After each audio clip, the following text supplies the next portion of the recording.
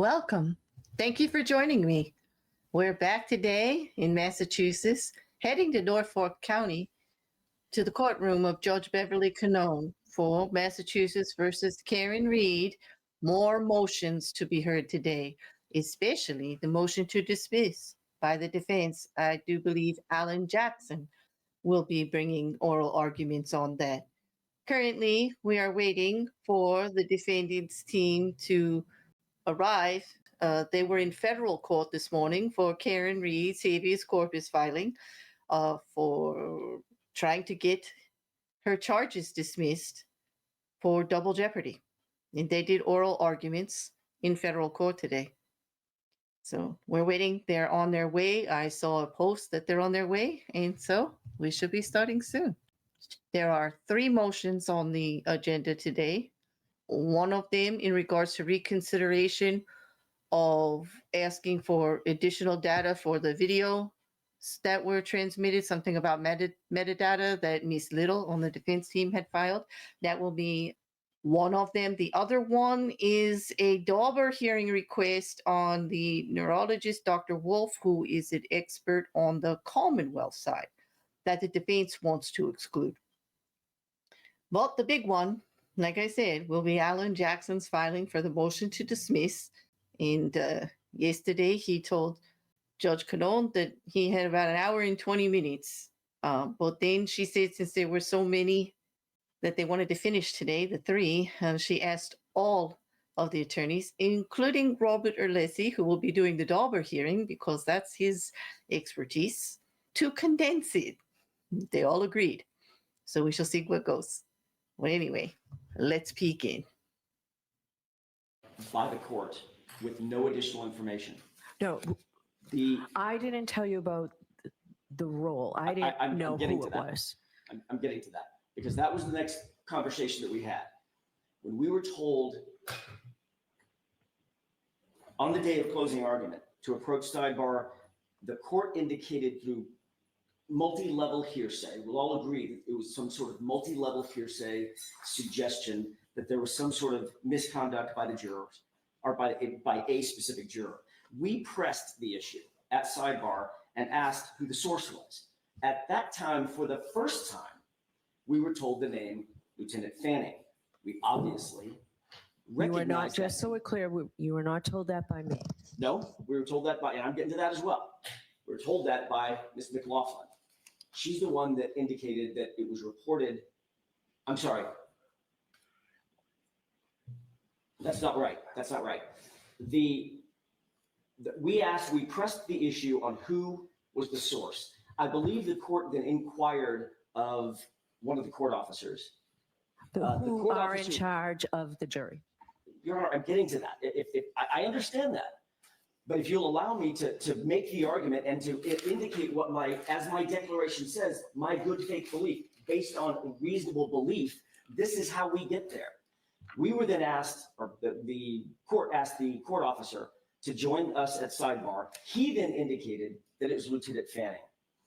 Ms. McLaughlin then went on to say, and by the way, he indicated that Lieutenant Fanning had reported this, supposedly gotten it from some unnamed or unidentified person. There was no evidence presented at the time. As the court knows, there was no declaration, there was no report, there was no supporting documentation whatsoever, no recording, even though this report to the court through the court officer from Lieutenant Fanning indicated that this juror may be, quote unquote, may be on a recording. And the court confronted that juror with that information. There was a brief colloquy with the juror where she said, not that I remember. No, that was the initial statement that she said in terms of any misconduct. No, I wasn't talking about the case. Over the defense's objection, this very potentially defense-friendly juror was then excused. During that discussion at sidebar, that's when Ms. McLaughlin explained for the very first time to the defense that who Lieutenant Fanning was in this circumstance. And she said that he was the, quote, commander of the extensive security operations that this case has required, period, end quote. That sentence says a lot. It said a lot to me. It does not say he has access to or control over the jurors. It says that And he I'm has. just going to stop you. I'll let you finish in a minute. Okay. Mr. Yannetti, as a Massachusetts practicing lawyer, knows that the court officers are in charge of the jurors. Go ahead, Mr. Jackson. If there is a commander of the extensive security operations over the entire case, there is, Your Honor, no greater security operation than securing the jurors. That is sacrosanct. It's paramount among the security operations that the court embraces. And we were told, I didn't make it up, Ms. McLaughlin told us. We were told he was the commander, not part of a security operation that was outside the court, not part of a security operation that helped parking cars or making sure that citizens got in and out of the courtroom appropriately. We were told he was the commander of the extensive security operations in this case. It is reasonable to conclude from that statement that Fanning was either directly in charge of the jurors, which the court is now telling me he wasn't. Again, you were told that at sidebar that day by Ms. McLaughlin. No, we were not. We were told. I have the transcript. Well, Your Honor, what we were told is what his title was. Commander of the extensive security operations of the court. So we reasonably concluded that he was either directly in charge of the jurors or in charge of the people who were in charge of security of the jurors. But we were never allowed the opportunity to find out exactly what his role was because the court didn't take evidence, refused our request at the time in good faith. Both Mr. Yannetti and I asked the court to take evidence from Lieutenant Fanning. The court I think it was declined. Ms. Little. I'm sorry? I think it was Ms. Little who asked me to. And what was the court's response? The court's response was to decline that invitation. We didn't take any evidence, which would have drawn down on the issue, so I wouldn't have to make reasonable conclusions.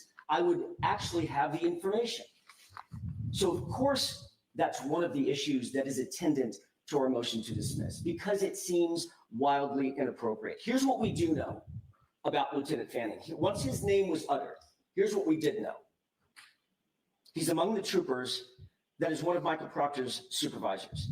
He interviewed several prosecution witnesses who testified at trial against Miss Reed, including Laura Sullivan, Marietta Sullivan, Bridget Meehan, Heather Maxson. He interviewed all of those individuals or took part in those interviews.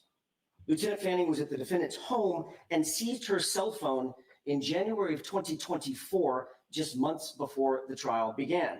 Lieutenant Fanning was included on the text chain where Trooper Proctor said he was going through my client's phone looking for nudes. And then his name comes up at sidebar as the commander of the extensive security operations attendant to this case, and he's the source to whom something was reported about juror misconduct. When you couple those two things together, that he's the commander of security and a person who supposedly, through hearsay, overheard a juror making statements about the case, and they have an entire myriad of individuals to whom they could report it. They report it to Fanning, and then Fanning reports it to the court officer who reports it to the court. It is not unreasonable to conclude that he was at least within the orbit of the security operations governing the jurors, which is exactly why we put it in our papers. And without additional information clarifying that, we have no way of knowing that he wasn't involved or didn't have any direct access to the jurors. If he didn't, he didn't. And that's a fact that everybody can agree on.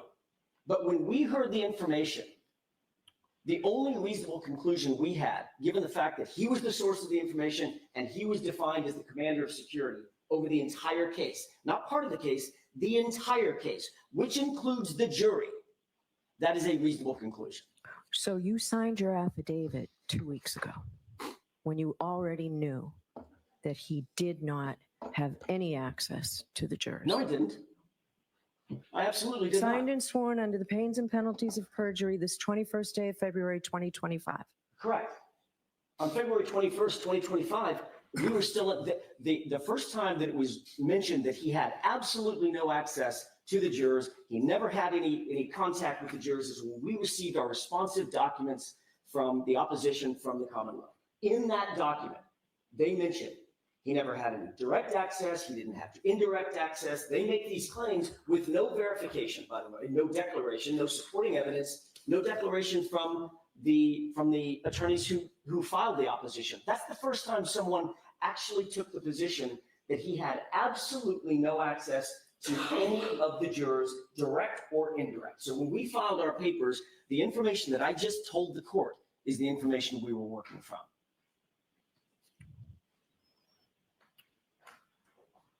I will let you move on. I can tell you, I'm really not satisfied with your answer, Mr. Jackson. Your Honor, the Well, put it this way. Let's say it this way. So now that you know that he had absolutely no access to the jury, what's the nature of the conflict? How is your client's right to a fair trial jeopardized? Is now there that evidence you know it's not true? Is there evidence? My question to the court is there evidence that he had absolutely no access, either direct or indirect, with any of the jurors? I don't know that to be true. I mean, I take the court at its word, obviously, clearly. I take So the court we at its word. will move on from that, Mr. Jackson. We'll move on from that. So Well, the court's asking what is our evidence of, or what's our indication of the impropriety of him being the person that actually reported this misconduct and ultimately leading to the exclusion of a very, very defense-friendly witness, defense-friendly juror, or presumably a defense-friendly juror, and knowing at the same time that he was intimately involved in the prosecution of my client. That's the reason. Because he was at least within the orbit of commanding, according to Ms. McLaughlin, commanding the extensive security services over this case, and he ends up, just ironically, who knew? He ends up being the source of the information that got that juror removed. That's awfully coincidental, Your Honor. And yes, that's the foundation on which we built our argument that shouldn't have happened. He certainly never, ever should have had any access, even in the orbit of the jurors, directly or indirectly. And the court never even inquired as to why he was the one receiving the report. Why Lieutenant Fanning, of all people, who then reports it to the court officer, who then reports it to the court, who then removes the juror. That's an awfully straight line between Lieutenant Fanning, who has an interest in this case, and the removal of a juror. That's improper in our view. And that's why we put it in the papers, and that's why we argued it the way we did. Because we were working off of extremely reasonable beliefs based on information that was provided to us at sidebar in the court's presence. all right, so that's your answer to my question. That's my answer to May I have a the moment question. to confer with counsel? Yes.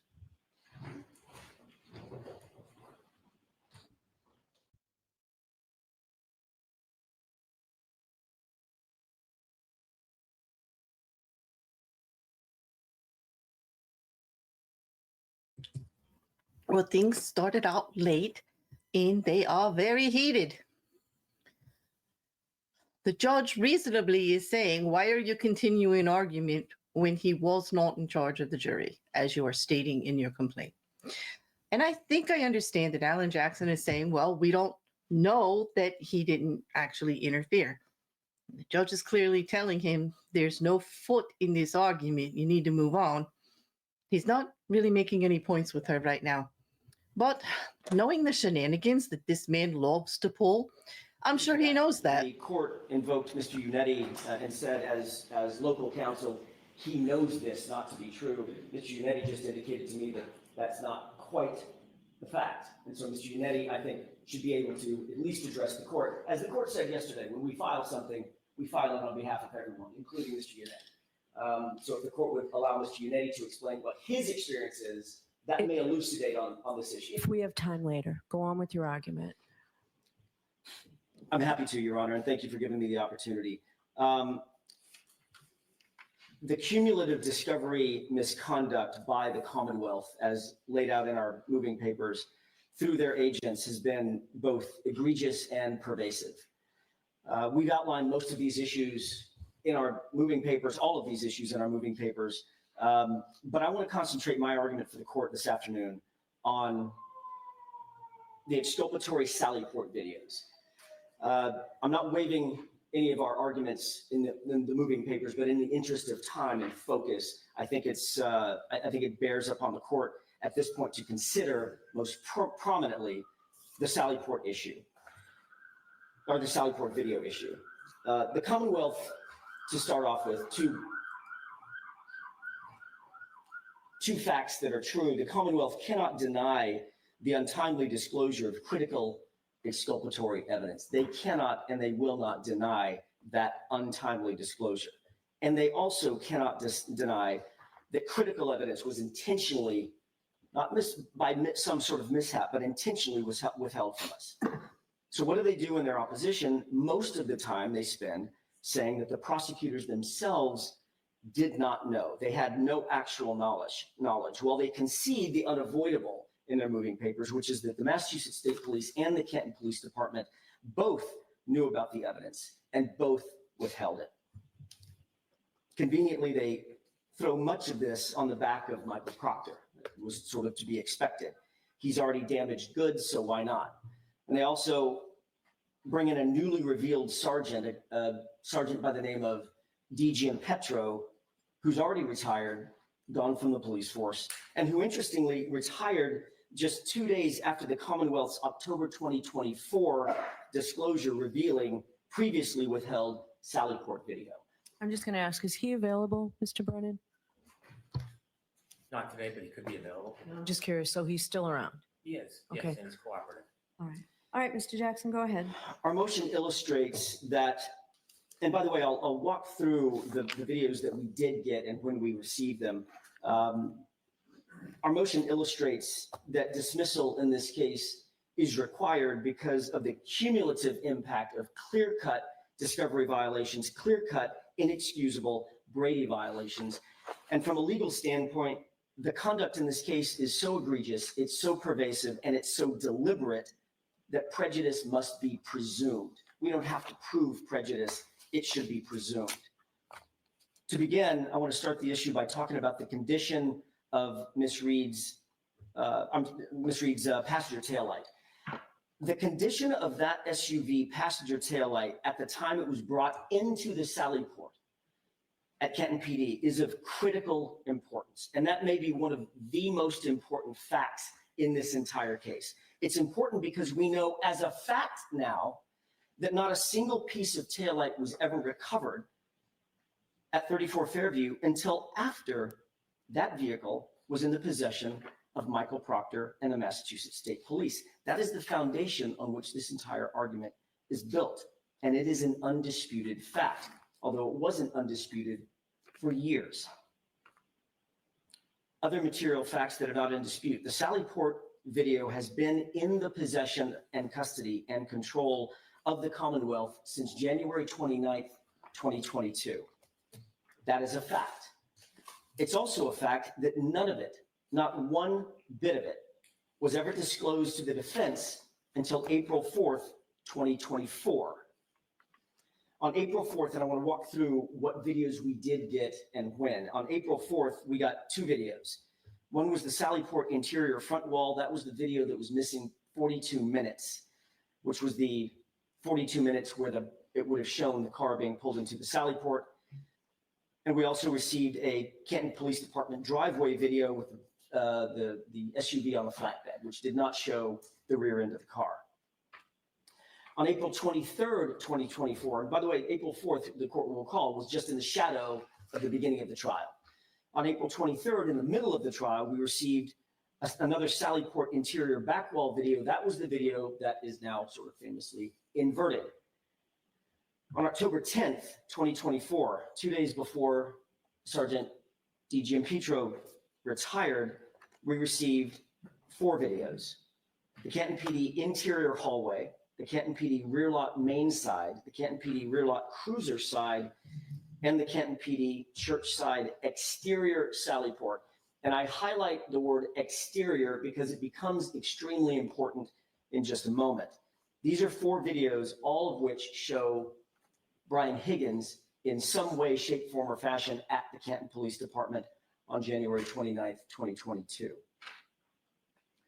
Then on January 28th, 2025, the Canton Police Department main driveway side exterior Sallyport was given to us. That's a grainy and very wobbly video that nobody can sort of make heads or tails out of. You can see the general outline of a vehicle, but the condition or the quality is so bad that you can't tell what the condition of the taillight is, which is what we're interested in. And I bring this to the court's attention, or I highlight this, because this is the second exterior Sallyport video that we ever received. One on October 10th, one on January 28th, 2025. Then on Friday, this past Friday, something pretty remarkable happened. We just received a report from Sergeant Buchnick dated February 28th, which is 5 days ago now. And he makes an important admission in that report for the very first time during all of this. He indicates that in May of 2024, during trial, he was, quote, provided with a thumb drive and the CD labeled with a Post-it note on my desk to review prior to testimony. He goes on to say, quote, at this time, I reviewed the video and I reviewed video made available to me, which included video footage of the Canton PD exterior Sallyport. Exterior Sallyport.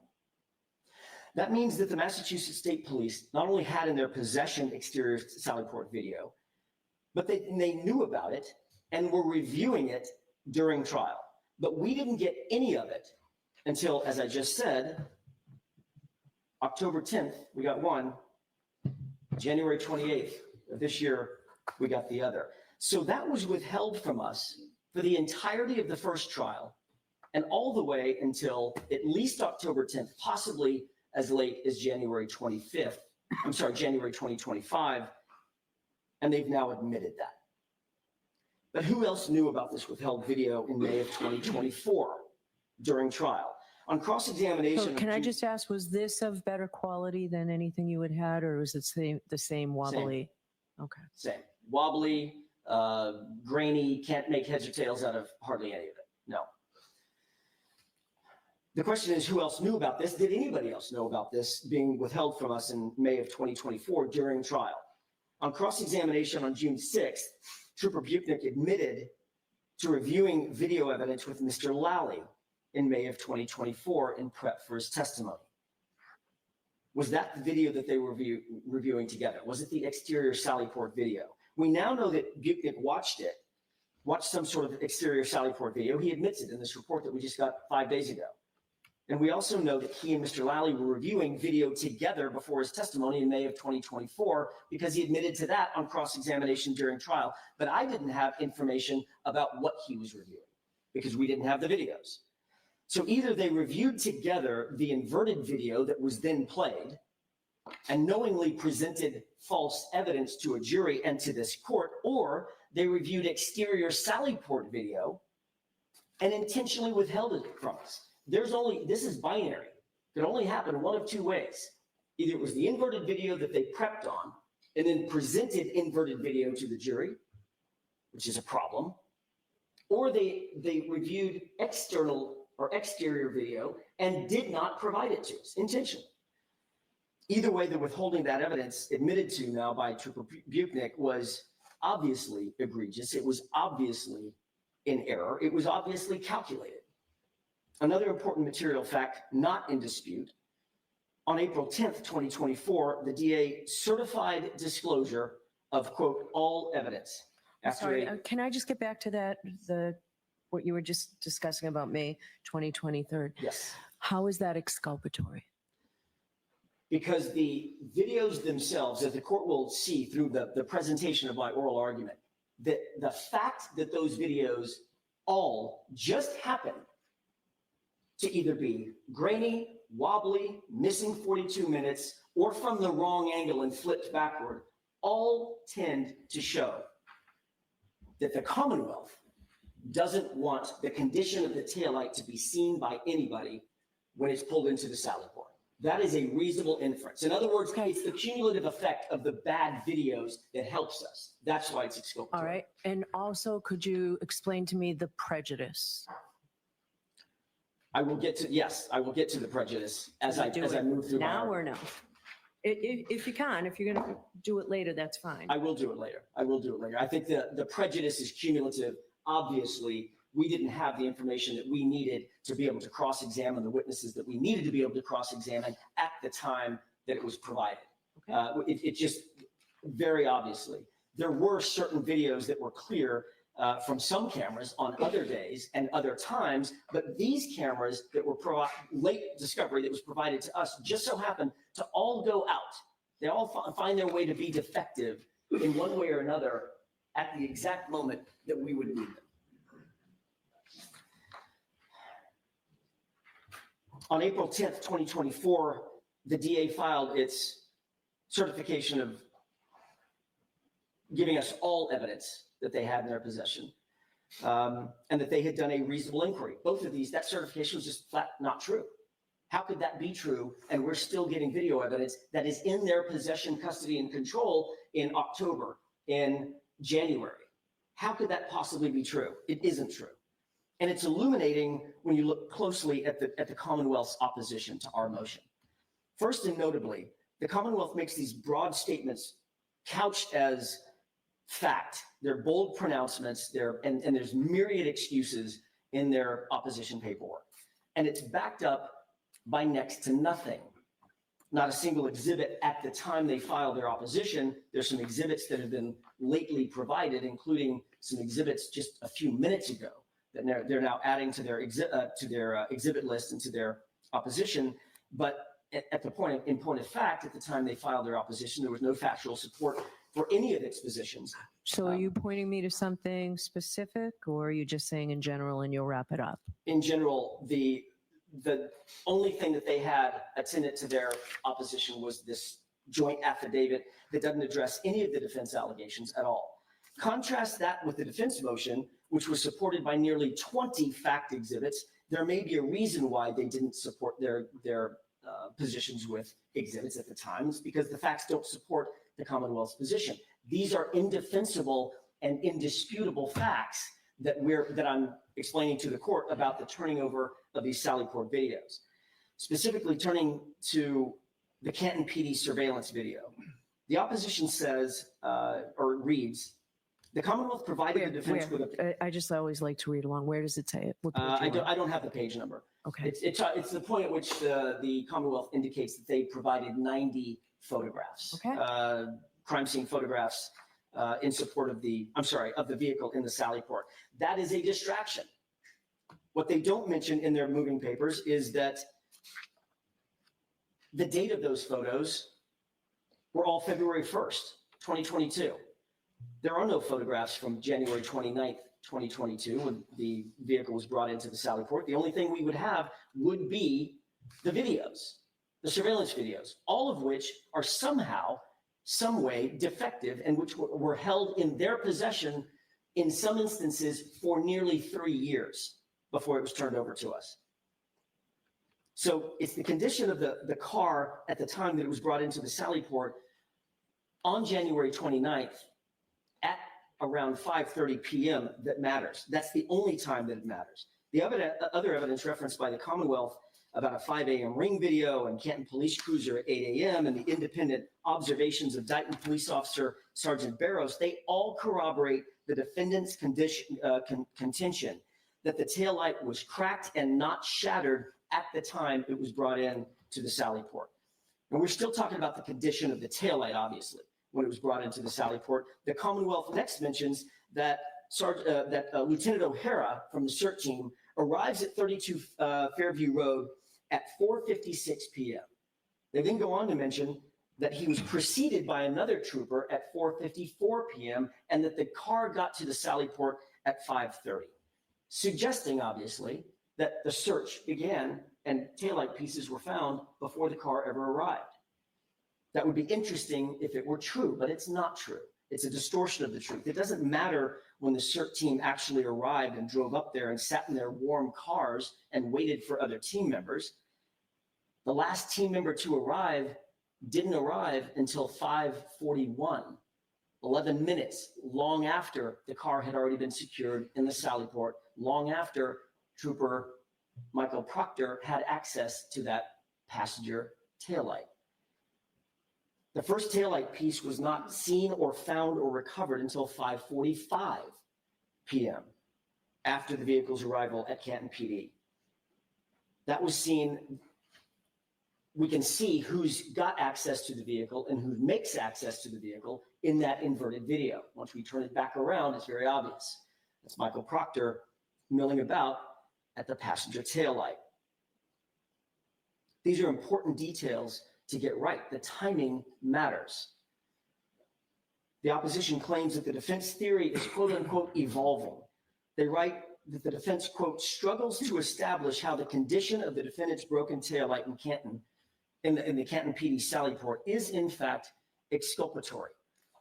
How is that exculpatory? The condition of the taillight, that it was cracked and not shattered as it moved into the Sallyport.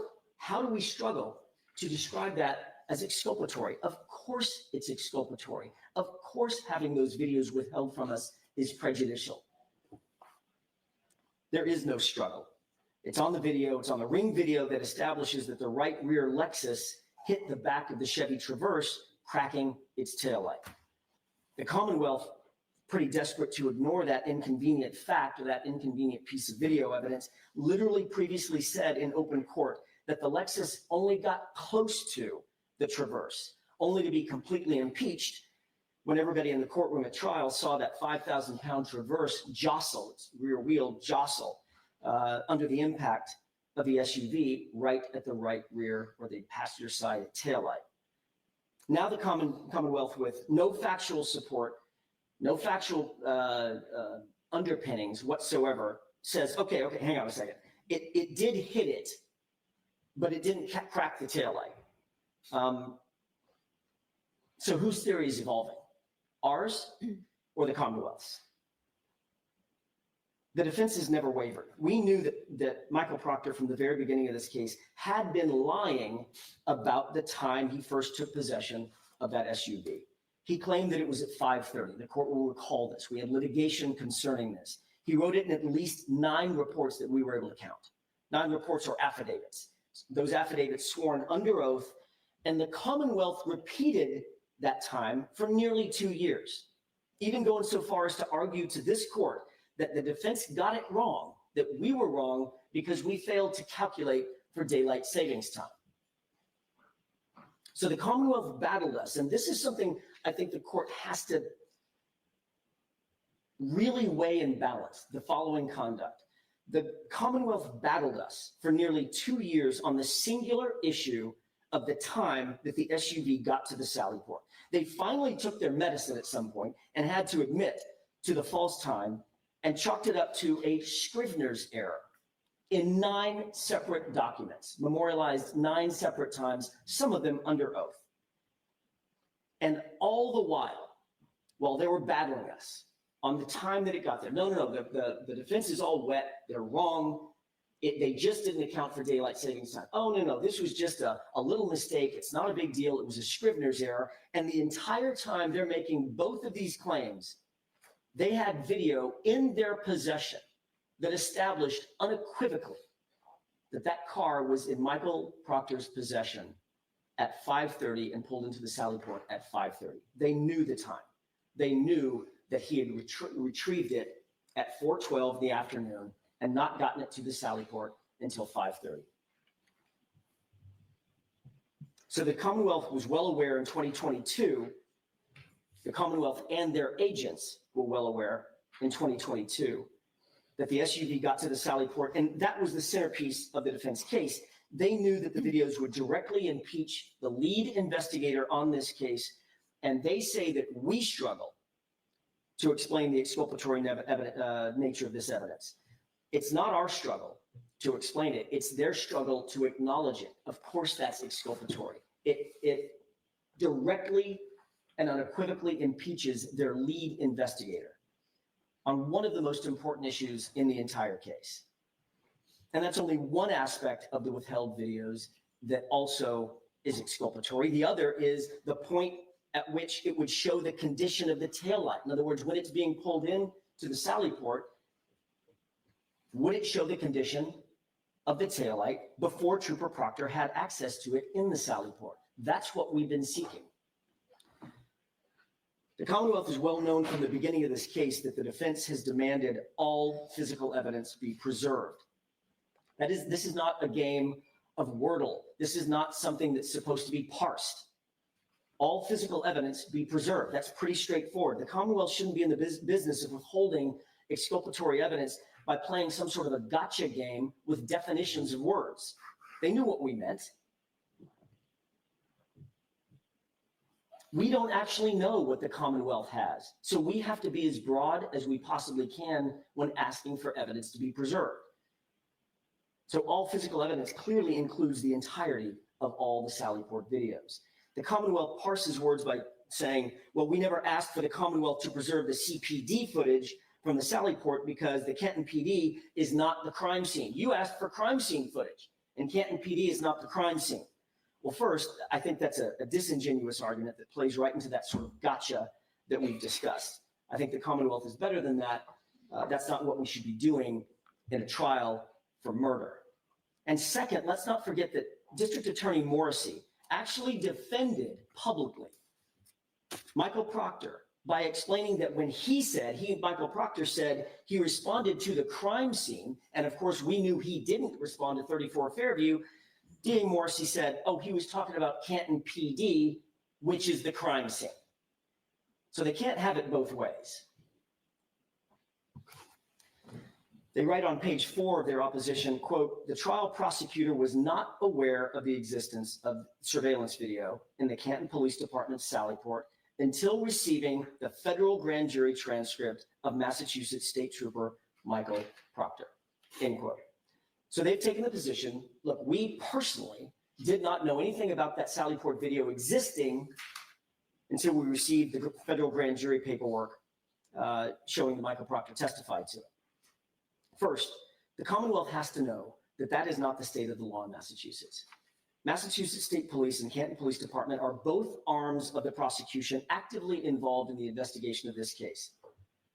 Not one, but two separate agencies not only knew of the existence of the footage, but the lead investigator actually admitted to a federal grand jury that he pulled the footage at the start of the case. He pulled it all. And then he said he reviewed it all because that's what the case agent does.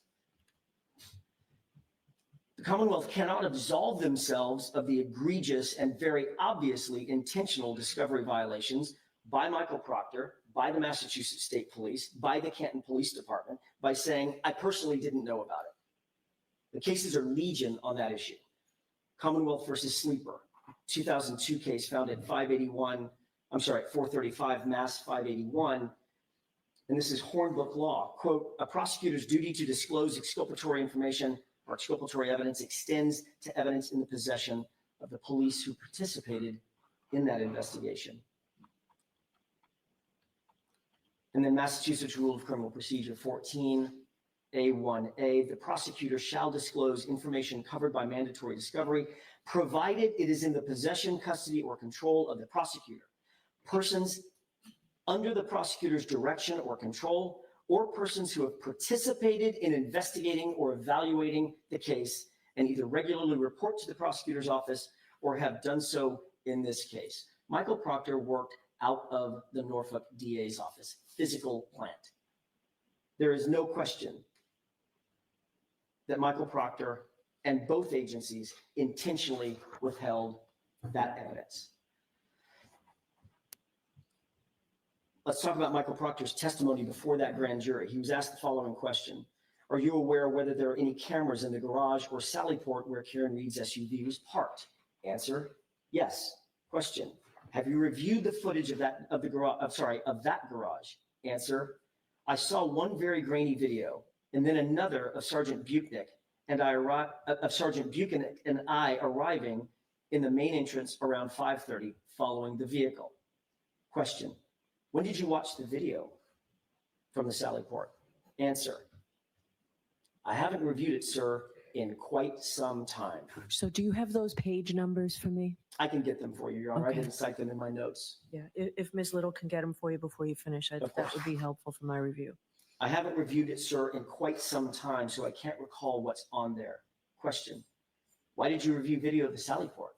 Answer, we review every video we pull. We pull a lot of video. It's on the case officer to watch it. By his own admission, Your Honor, Michael Proctor recognized himself in a video along with Sergeant Buchnick. That was likely the video that ended up being inverted by where Michael Proctor was by the passenger side taillight.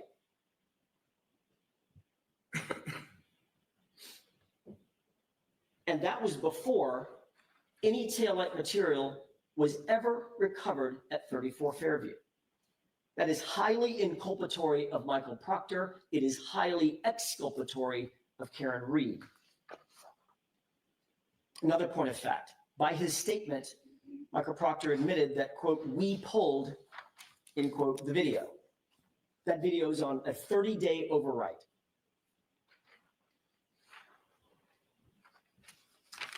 The Michael Proctor testimony in front of the federal grand jury is at page 79, lines 1 through 13. Thank you.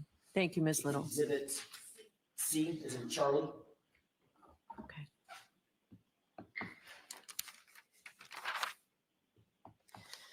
The video is on a 30-day overwrite, Your Honor. We all now know that. We didn't know that before just a few weeks ago. I don't expect that the Commonwealth knew that either. This is new to everybody, right? But you have to have pulled the video within the first 30 days to even be able to review it. We've been getting these videos in dribs and drabs for not months, but for years. Actually, it's been months. Hasn't been years. He further admitted that it shows the SUV arriving in the Sallyport at 5:30, which means he wrote those reports and signed those affidavits, the 9 that I was talking about earlier, with full knowledge that there existed a video that he had and had reviewed that proved he was lying. It doesn't get any more exculpatory than that. And that was the video, that was the very video that was withheld from us, from the defense, for 2.5 years until the middle of trial. The Commonwealth says the, quote, trial prosecutor, end quote, was not aware. It's becoming a relatively common refrain in the opposition. That's neither a defense nor a justification for blatant and egregious discovery violations by the Commonwealth and its agents. The fact that the trial prosecutor, whoever that is, it's an interesting use of a name, of a pronoun. I don't know who the trial prosecutor is, but apparently the trial prosecutor, according to the Commonwealth, didn't know anything about this. But that's not a defense. Who is the trial prosecutor? Is it Adam Lally? Is it Laura McLaughlin? Is it both of them? And why are they only referring to one trial prosecutor when there were clearly 2 in the courtroom? They make the statement with no factual support for that anywhere. Again, the only affidavit that was supplied was a type of affidavit I've never seen before, where it's signed under oath by 3 different people. So which sentence goes with which person under oath? The single declaration is odd, to say the least, but it certainly doesn't define who's responsible for what statement in that declaration. We certainly know that it was not Hank Brennan. He was not involved in the first trial, so it can't be him. The Commonwealth writes, quote, the prosecutor had not been alerted to its existence by investigating officers, end quote, but claimed that on April 4th, they promptly presented the defendant with 9 surveillance videos in its possession. The Commonwealth received the federal materials. Were those all from the Canton Police Station? I'm sorry. Were those all from the Canton Police Station, those 9 videos? My understanding is those were from the Canton surveillance. They're talking about the Canton. I didn't go back and audit which 9 they're talking about because I thought we only received 8, but I believe they're all from the Canton. Ms. Little, were they all from the Canton Police Department? Yes, Your Honor. Okay. The prosecutor had not been alerted to its existence by investigating officers, but on April 4th, they promptly presented it to the defense. The Commonwealth actually received the materials that highlighted the fact that these existed in February of 2024, probably around February 21st, 2024, because that's when both sides got all the federal materials. That is not prompt. We presume that Mr. Lally has daily communications or had daily communications with Michael Proctor as the investigator, the lead investigator on the biggest case that the Commonwealth, this office of the Commonwealth has seen in a long time. And it took 2 months to produce an incomplete production of these videos. We didn't even get all of them at the time. The Commonwealth writes, quote, "The quality of the video is poor in certain portions. However, this is the condition it was recorded in." Says who? That's a fact question, one that needs to be answered. And it's an important question. Who says that the Commonwealth received these, or I'm sorry, who says that this is the condition that those videos were recorded in? We've got no facts to support that whatsoever. And then the Commonwealth goes on and says, and that was the condition in which it was received by the prosecutor. That's also a fact question that needs to be answered. And these questions could be answered with a proper evidentiary hearing. The Commonwealth's representations about Louis Jutras, the technology director for Canton, being subject to cross-examination about the Canton PD video surveillance system is also just not true. They indicate, well, we had access to Louis Jutras and could have cross-examined him on all of these issues. Louis Jutras was called for a very specific reason, the town library video. We had no way of knowing at that time that he had any connection whatsoever with the Canton police video system. We were not told that until well after trial. That was never disclosed to us. And I think Mr. Brennan used this phrase not long ago, that would have been nice to know of Mr. Louis Jutras. The first time Louis Jutras was ever disclosed to as the person who installed the cameras at Canton PD was in a report dated October 10th, 2024. According to Colleen Crawford, and the court's heard her name as well, one of the Commonwealth's experts, Jutras indicated that he replaced and disposed of the camera capturing the inverted video at some unidentified point between January 29, 2022, when the inverted video was actually taken, and July of 2024, because it was quote unquote defective. Interestingly, that's the only video that's clear. It's inverted, but at least it was clear. And that's the camera that, according to the Commonwealth, was replaced as defective. A week after filing its certificate of compliance, after the defense brought to the court's attention that 42 minutes was missing from the Sallyport video that we did receive, lo and behold, the Commonwealth produces a new video that also purports to show the passenger side taillight, except, as the court now knows, that's the one that was inverted. In the moving papers, in its opposition papers, the prosecution says, well, the prosecution had not previously received this video or knew of its existence. This is now the third or fourth time the Commonwealth sort of runs to this argument. I didn't know. We did not know about its existence.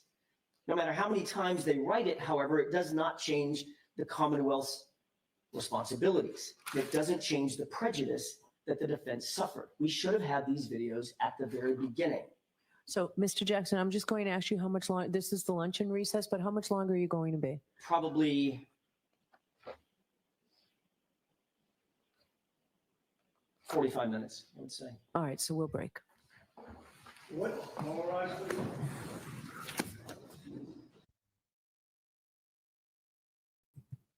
Okay, so we're taking a break. Very heated hearing so far. The first part of the hearing was from all the recordings, there was no volume. So where it starts today is where the volume picked up. I'll do my best to try to edit in the beginning where Judge Cannon was speaking from the bench. I have no idea what she said. It is completely muted and there is no closed captioning to tell me. So I'm checking all of the news feeds. In the meantime, we wait until they come back.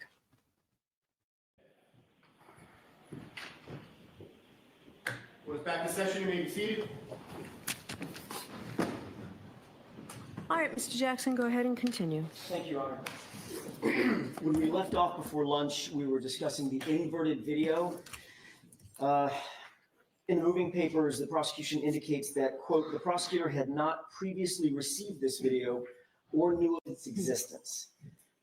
This is I don't know, if it's the third or the fourth time that the Commonwealth sort of runs to this argument about not knowing personally about the existence of a particular video, but that it doesn't matter how many times they argue that point, it still doesn't change the fact that it prejudiced the defense by not having it, and one of their members, whoever that agent is of the Commonwealth, was lying about having it and not disclosing it. Somebody knew. And the question before the court is, who was it? Who did know? Perhaps it wasn't Mr. Lally. Perhaps it wasn't Ms. McLaughlin. Was it Chief Rafferty? Certainly Proctor had it. He watched it. Who else knew about it? Members of the prosecution knew of the existence of this and other videos, and they hid them. And that's the galling issue.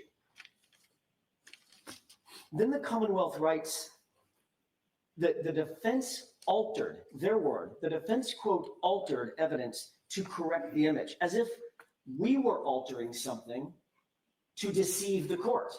When in point of fact, the Commonwealth well knows that that altered video was altered by them in some way, shape, form, or fashion. When it was played inverted. What we did is recorrect it to the proper orientation to confront Sergeant Buchanan with it.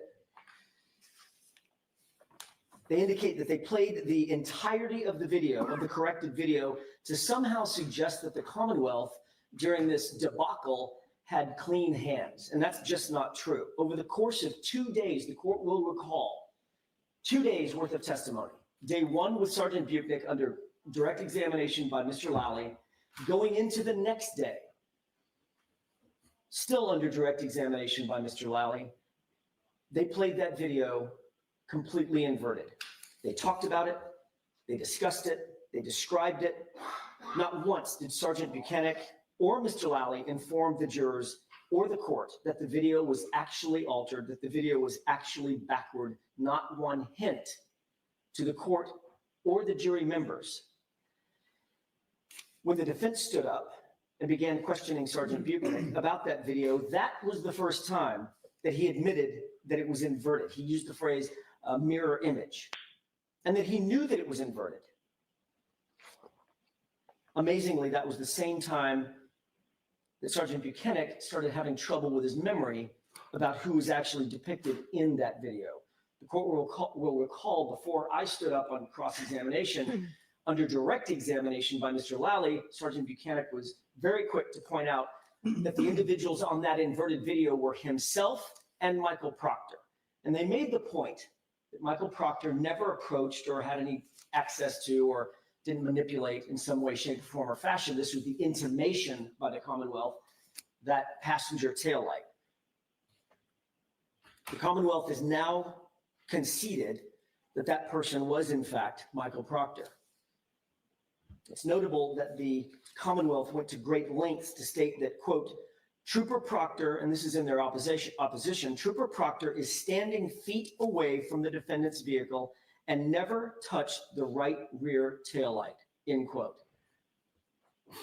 That's a statement made in their moving papers, specifically on a fact that is of great material importance to this case.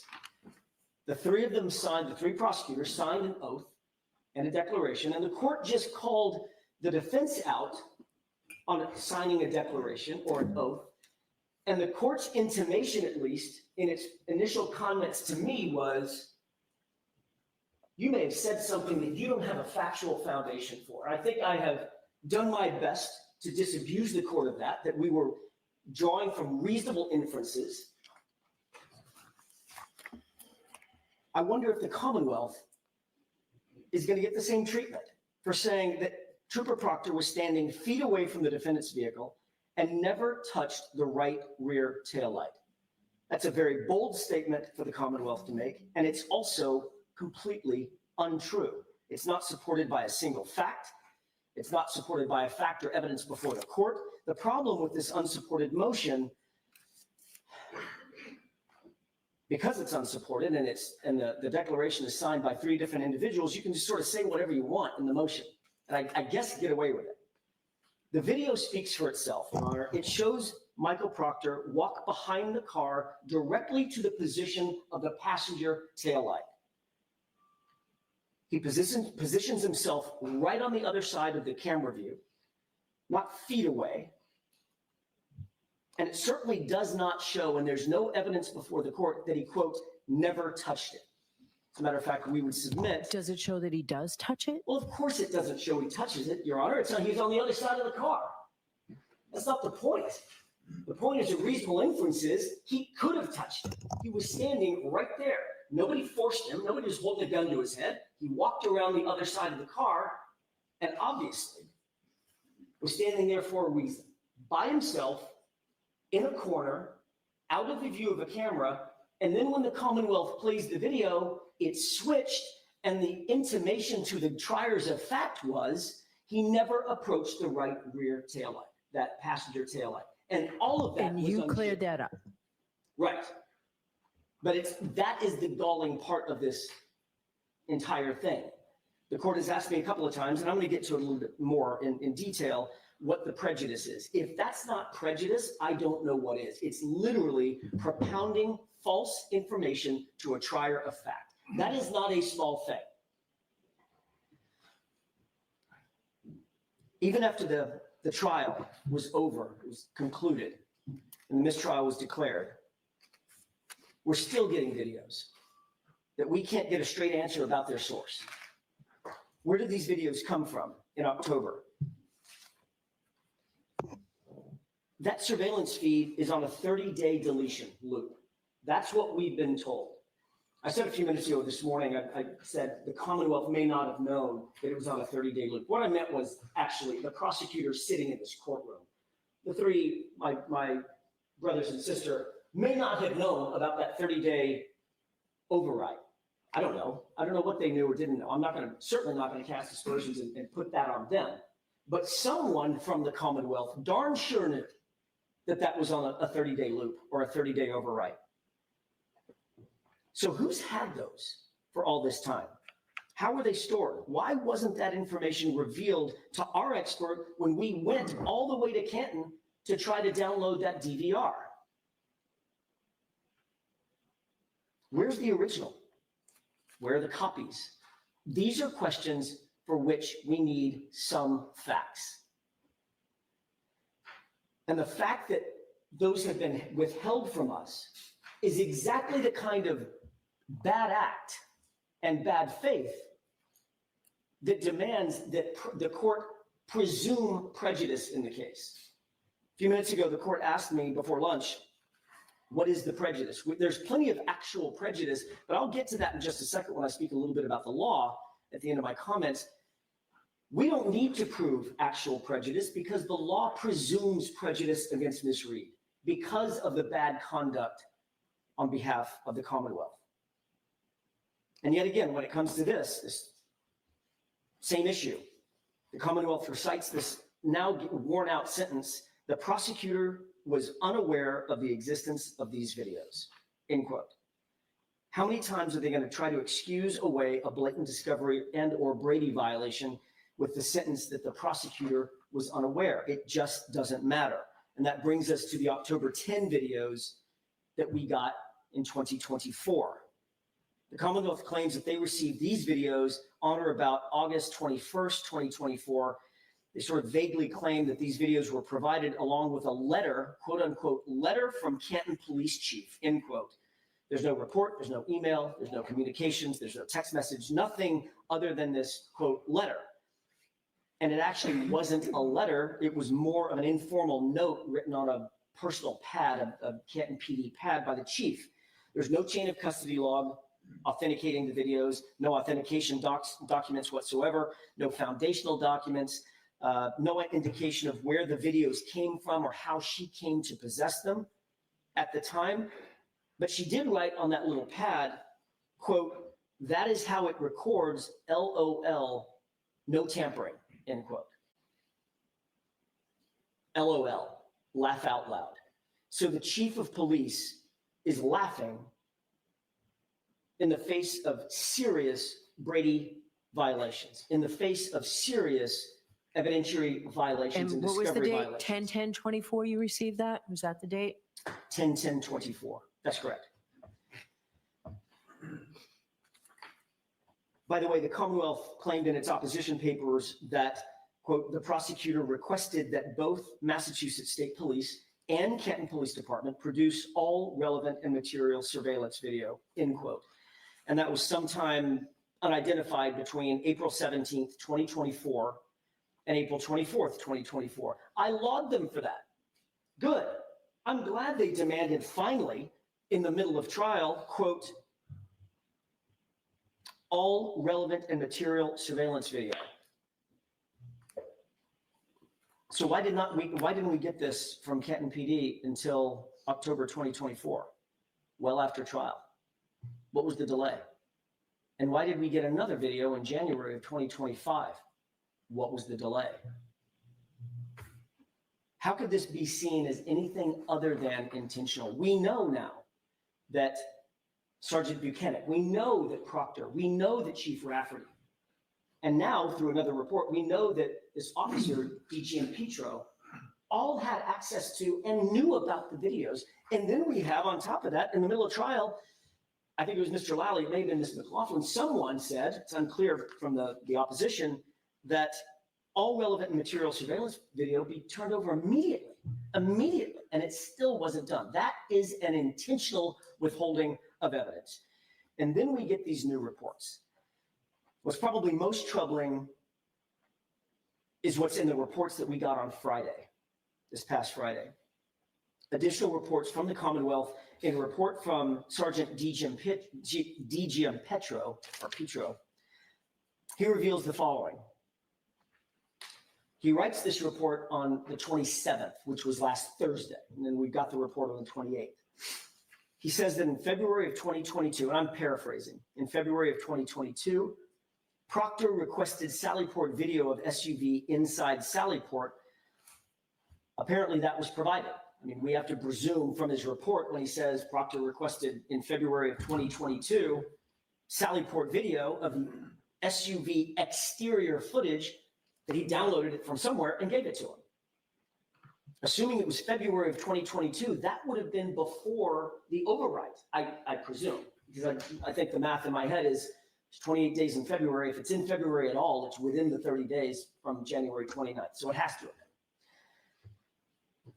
Then he writes that in June of 2023, Proctor requested Sallyport video again of the SUV exterior footage. Quote, this is from his report, I believe this may also have been the approximate time that I downloaded video recordings that covered the entire time frame that the suspect's vehicle was held at the Canton police station, end quote.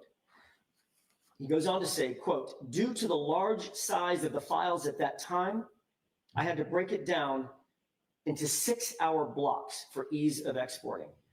This is the first we're hearing of any of this last Thursday.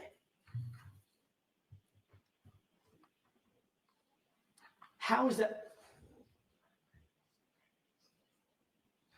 Sure. Ms. Lewis just handed me a clean copy of the DGM Petro report. I would like to have this marked and appended to our motion to dismiss if it's okay. Sure. Did I get that attached to your motion to change the scheduling?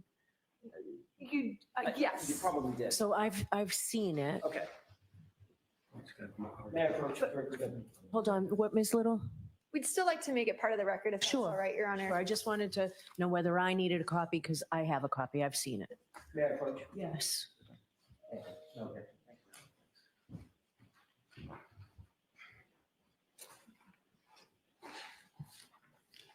So are we marking it? So we need it if we're marking it. Oh, I'm sorry. My mistake. Exhibit 1, so marked. Okay. Go ahead, Mr. Jackson. Thank you, Your Honor.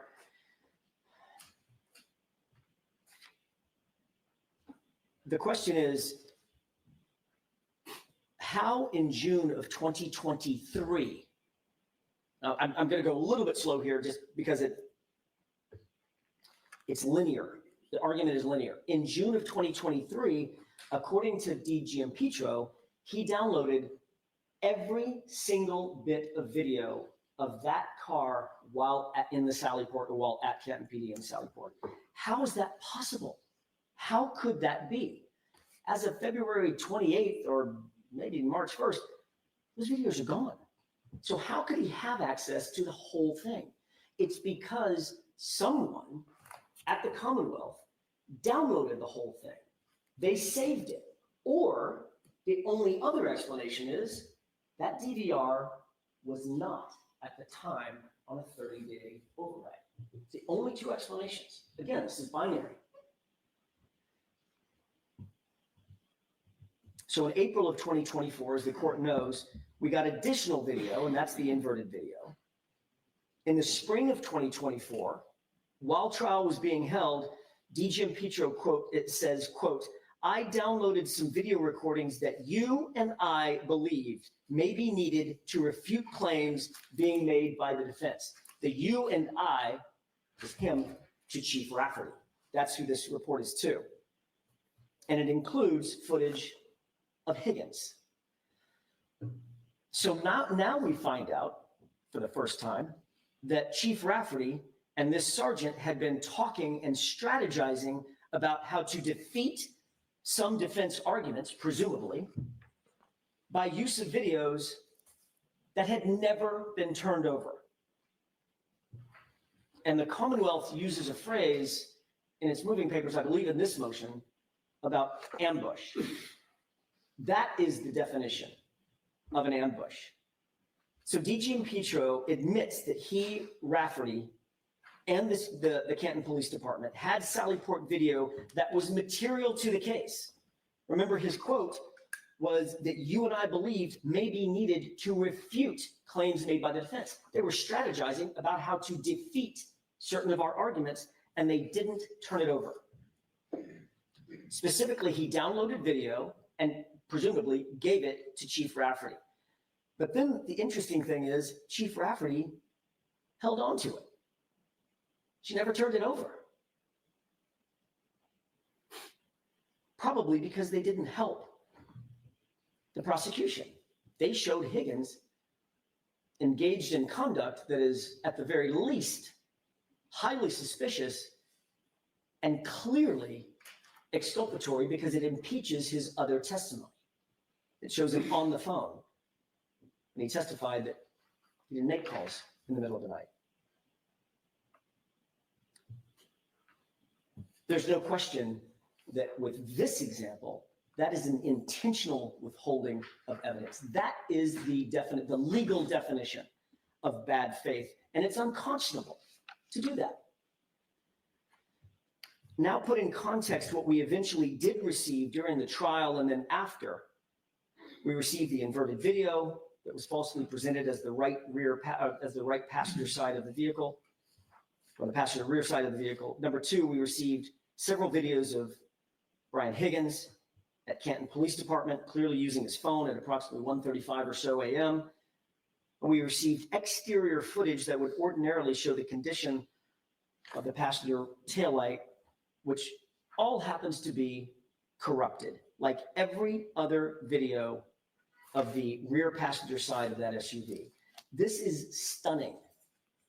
It's not like the Canton Police Department and the Massachusetts State Police were sort of blissfully incompetent or blissfully ignorant and unaware of the existence of these exculpatory videos. It's quite the opposite.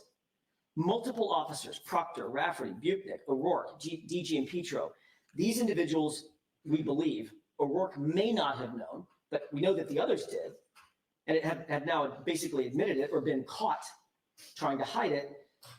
They were all variously actively engaged with these videos. They were searched for, they were discussed, they downloaded them, they saved them, they copied them, they labeled them, they transported them, they reviewed them, and they strategized about them. These videos were top of mind for all of these folks.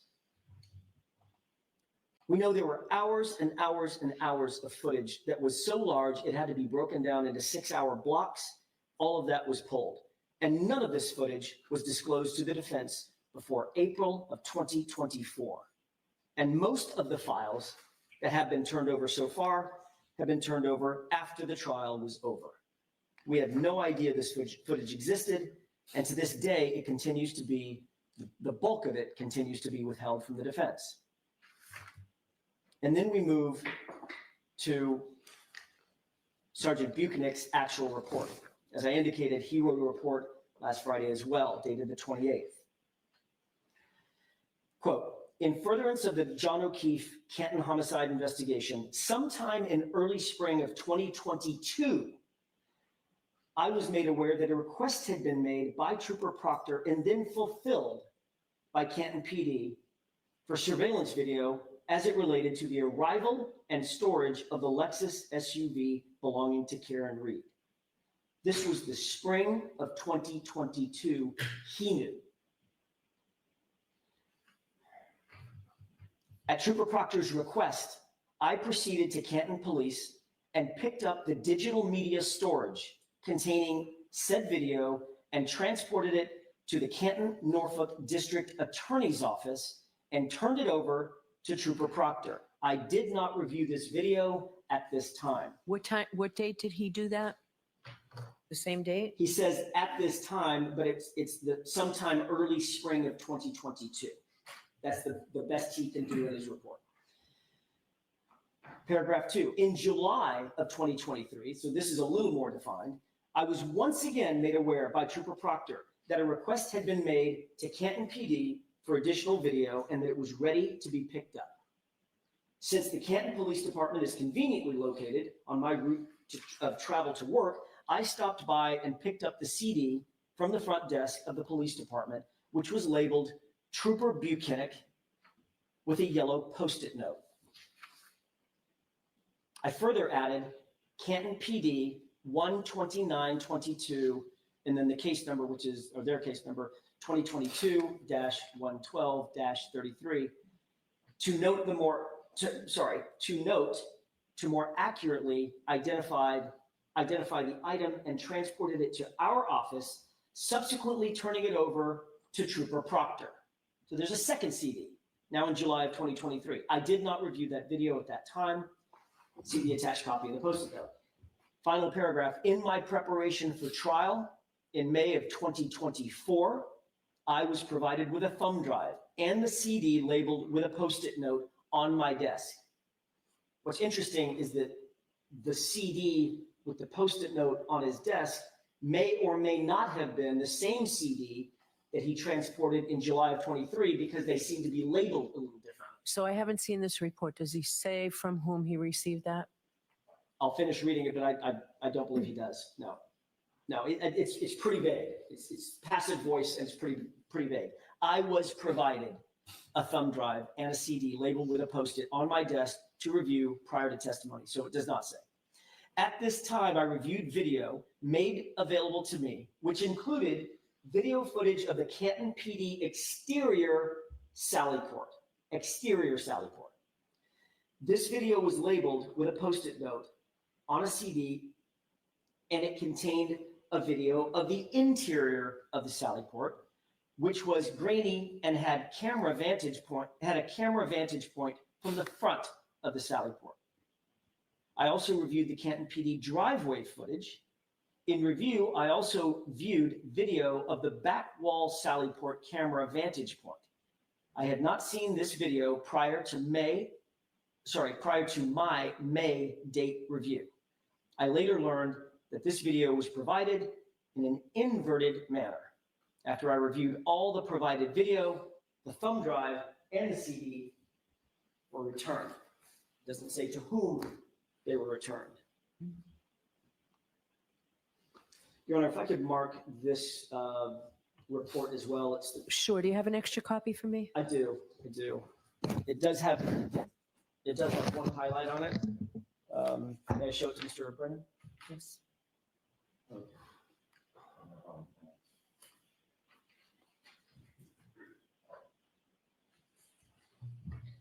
Are there two so marked? So you do have an extra copy, Ms. Little? I do not have an extra copy, Your Honor. I thought Mr. Jackson just said he had an extra. Oh, I'm sorry. Yeah. Mr. Jackson, do you have an extra copy? I think I might. I've got it right here. You have an extra copy? Is that one clean? Not clean. I know. No, that was the only copy that I've got. May I approach, Your Honor? Please. This one has highlights on it. I apologize. It's okay. Thank you.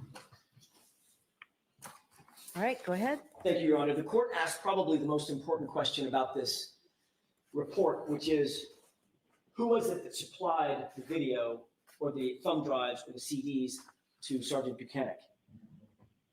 Who's at the center of all these Sallyport videos? Who does he say was requesting the Sallyport videos that he was acting as the courier for in other particulars? Every one of those answers is Michael Proctor. So who do we believe most reasonably would have supplied the information to Sergeant Butnick to review? It stands to reason it could have been Trooper Proctor. Seems to be reasonable, but I don't know because Trooper Butnick doesn't say, but that would be another question that would be open to answer if we had an evidentiary hearing.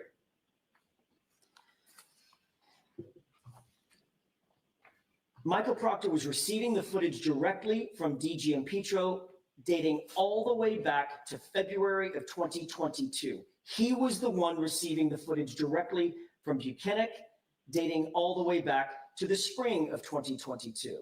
Michael Proctor was receiving footage from both sources multiple times through the years.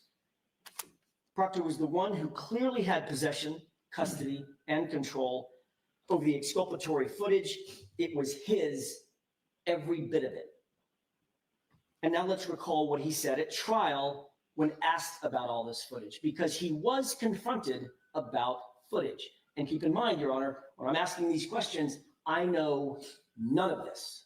None of it. Michael Proctor lied during his testimony, but he knew that we couldn't impeach him. There was no way I could impeach him. I didn't have any of these videos to impeach him with because we didn't have any of the evidence that had been secured concerning that Sallyport. Question: there's surveillance video from Canton Police Department's Sallyport garage that wasn't turned over, right? Answer: that video was discovered later on and then handed over. That video was discovered later on. So where in the transcript is that? I can get you the page and line number, Your Honor. My guess is Ms. Little can get it pretty quickly. as well. I'm guessing she Provide that to can. you in just a moment, Your Honor. June 10th? It was either June 10th or June 12th, but let me double check. While she's looking for that, Your Honor, may I proceed? Please go ahead, yep. Okay. The only thing it's important to remember from a date standpoint, we'll get the date that he actually testified to this, but from a date standpoint, the only thing that had been handed over at the time that he testified to that was a single video with 42 minutes missing and a flatbed and the flatbed driveway footage outside the Sallyport that doesn't show much of anything. It's now been proven, that testimony, that video was discovered later on and then handed over, suggesting there was either only one video or all of it was discovered later and turned over. Both of the clauses in that sentence are a lie. The video wasn't discovered later. It was discovered in February, at the latest February of 2022, just days after this incident. He asked for it and he received it, according to Sergeant DG Petro. And it wasn't turned over either. None of it. But at trial, we didn't have the truth. I couldn't impeach him with this. He made sure that all the footage was delivered directly to him, starting days after this incident. And he controlled it, he hid it, and then he lied about it. That is the definition of bad faith. That is the definition of withholding exculpatory evidence. That is a definition of suppressing Brady evidence. There is no other way to define this. He fooled us, and it's egregious. Is it possible with all this sort of years-long flurry that we've just talked about surrounding the Sallyport videos that the actual trial prosecutors were completely unaware of their existence until Proctor testified before the federal grand jury? Is that possible? I suppose it is. I want to give the prosecutors the benefit of the doubt. I do. Is it reasonable? That's another question, to believe that they just knew nothing about this. We know Proctor lied to us. Could he have lied to them? I suppose. But as the law mandates, Your Honor, it just doesn't matter. In the eyes of the law, Proctor is the prosecution, and the prosecution is Michael Proctor. And then we move to January 28th, 2025, this year. We're still getting additional videos at that time. This new camera angle, which is blurry and grainy and wobbly, it does, however, show the passenger side rear taillight as it's towed into the, or driven into the Sallyport garage. The footage is so grainy and so blurry, however, it's so corrupted that once again, the true condition of that taillight is completely obscured. At a certain point, it begins to defy logic. And the reason I wanted to talk about each one of these videos in turn is because it absolutely defies logic that all of this footage magically cuts out, blurs out, becomes grainy, becomes obscured at the precise time that the SUV is pulled in to the Sallyport. The question then becomes, what's been happening to these videos that have been in Michael Proctor's possession since that time, for the last 2.5, 3 years?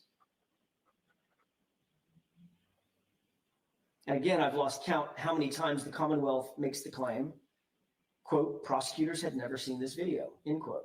The entirety of the Commonwealth's defense on this issue is the indefensible, which is, it just wasn't me. Okay, fine, it may not have been you, but it was the Commonwealth, in quotation marks, capital.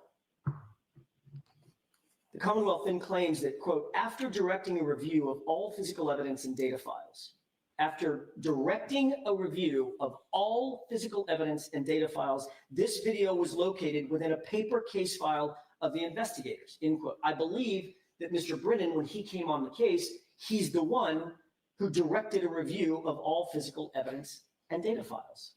I would have to guess. Again, I would applaud that. Should have happened years ago. What's most curious about this video, however, is that the prosecution now admits, quote, after inquiry, it was learned that an investigator obtained this video from Canton Police Department in 2022, and it was placed in a physical case file, end quote. That's a direct quote from their opposition. They don't name who the investigator is. They don't indicate whose case file it was. They don't tell us where that case file had been, who had control over that case file, just a paper case file somewhere, mysteriously. Whether it was CPD or MSP, we don't know. Which investigator, we still don't know. What can we learn from the submission by the Commonwealth? That investigators did, in fact, download the Canton PD videos in 2022 before they were overwritten. That's the only way these videos could exist. We've talked about that. And what we don't know is where the rest of them went and why we don't have them and why we didn't have them for the first trial. The Commonwealth basically concedes that it is in direct violation of its discovery obligations not to have turned over these videos that were in their possession. But it makes the claim that it doesn't matter because, quote, the poor quality of the video makes it difficult for either party to benefit from the video, end quote. In its opposition, it sounds like more of a desperate argument than anything else that these cumulative, that these egregious errors don't justify the court taking any action because they claim, quote, there's no evidence of bad faith. I would take issue with that. But the quote goes on, there's no evidence of bad faith on behalf of the Commonwealth, nor any of its agents, particularly where the Commonwealth is equally aggrieved by the poor video quality and inability to obtain a forensically extracted copy of the surveillance video. Equally aggrieved. First, in that sentence, the Commonwealth admits that the defense is aggrieved. They say they're equally aggrieved, however. Aggrieved means wronged or unfairly treated or suffered harm or injustice. Merriam-Webster defines aggrieved as suffering from an infringement or a denial of legal rights. You bet we're aggrieved. But the Commonwealth can't claim that they're aggrieved when they're the ones doing the aggrieving. It doesn't work that way. The Commonwealth concedes that there's irreparable harm. They acknowledge that the forensic videos were destroyed, or at least they claim now that they're destroyed. We can never obtain the information necessary to establish the validity of any of these videos or whether and by whom they may have been manipulated, if at all. The Commonwealth can't shift the blame because the videos have literally been in their possession the entire time. It was their actions and the actions of their agents that caused this irremediable harm. Your Honor, this is, as I said, this is the definition of bad faith. And this goes back to the court's original question this morning, which is, can you describe the prejudice that Ms. Reed has suffered? And I think we've done a pretty good job of describing that throughout this argument. But the definition of bad faith means we don't have to prove actual prejudice. Prejudice is presumed under the law. If we're to believe the declarations that were submitted by ADA Lally and ADA McLaughlin and ADA Brennan, then at the very least, there is no other conclusion but that Michael Proctor and other investigators intentionally secured these videos. They withheld the evidence from us, and they withheld the evidence from the prosecution team. Let's take them at their word. Even after being explicitly instructed to turn over that evidence, that is bad faith. And how many times do they have to say, we didn't know about this? It just doesn't matter. Like I said, let's take them at their word. It doesn't absolve the Commonwealth of its obligations, and it doesn't reduce the prejudice that the defense has suffered. This was a pattern engaged in by the Massachusetts State Police, by the Canton Police Department, over and over and over again. And now we know through this new revelation that it was intentional. The prejudice the defense has suffered is legally presumed, and it's also factually proven. And thus the only remedy is dismissal. When is dismissal warranted? And this is, I'd like to talk for just a couple of seconds about the legal standards. Where there's misconduct that's so egregious, deliberate, and intentional, prejudice is to be presumed. That means that the defense is not required to show Ms. Reed suffered any actual prejudice, because dismissal is necessary to prevent the repetition of this type of misconduct. And that comes to us directly from Bridgman versus District Attorney for Suffolk District at 476 Mass 298. It's a 2017 case. Even if the court does not, and this is secondary to that, even if the court does not presume the prejudice and finds that these myriad violations were somehow inadvertent or a mistake, the result of some accident or negligence, this case still has to be dismissed under the second scenario and the second prong, because Ms. Reed has suffered actual prejudice by the Commonwealth's violations. We could not cross-examine these witnesses the way they should have been cross-examined at the first trial. The repeated and flagrant discovery violations were not an accident. I think we've established that at this point. They weren't a mistake. There were too many people looking at them, strategizing about them, to then say, I didn't realize their import. They were designed specifically, the fact that we weren't provided the evidence was designed specifically to obtain a strategic advantage over the defense and to get a conviction at all costs rather than to pursue the truth. There are obviously additional Brady violations and prejudices that Ms. Reed has suffered. I've detailed those in our moving papers. And I want to incorporate all of those arguments by reference here as well. But relating to the surveillance footage itself, there's no question that the Commonwealth intentionally withheld it, and they've been withholding it since January 29th, 2022. The Commonwealth can't really seriously claim, Your Honor, that 4 or 5 or however many different law enforcement officers were aware of and withheld the surveillance video or the surveillance footage, and who were supposedly specifically instructed by Adam Lally or his team back in April of 2024 to turn everything over, and it was just inadvertently withheld. This was intentional. And the Commonwealth then compounded those violations by Michael Proctor lying on the stand about his knowledge of the video footage and his turning it over to the defense. It was literally a fraud on the jury.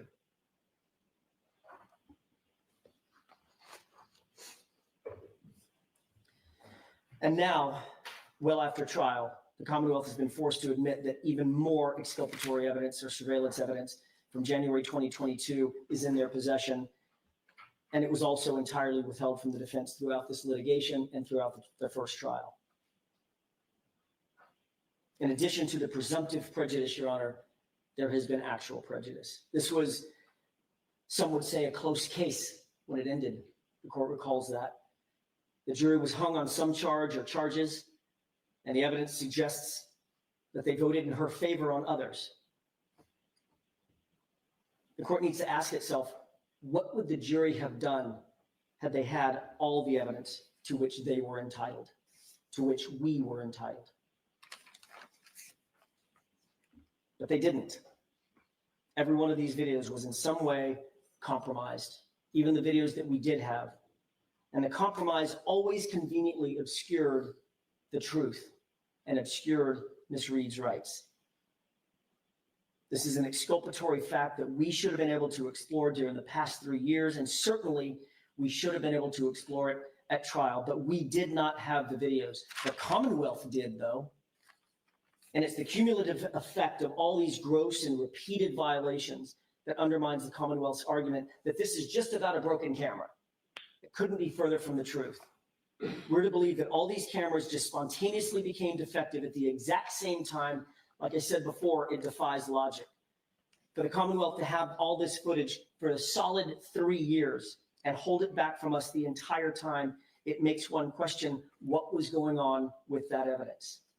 And I have to say, in terms of lesser remedies, Your Honor, what's interesting is that the exclusion, obviously the exclusionary rule exists. I understand that that does not help the defense. It doesn't help the defense. And I appreciate the court finishing my thought on that. It's the opposite. The only remedy that can prevent this kind of repetition, this kind of misconduct, is dismissal. That's the only remedy available. And that's what the law, and that's what justice demands. As a final thought, if the court, even in the face of all this overwhelming evidence of gross misconduct, declines to dismiss this case at this time, we would urge the court to grant us an evidentiary hearing so that we can make an actual factual record of the myriad of issues brought up here.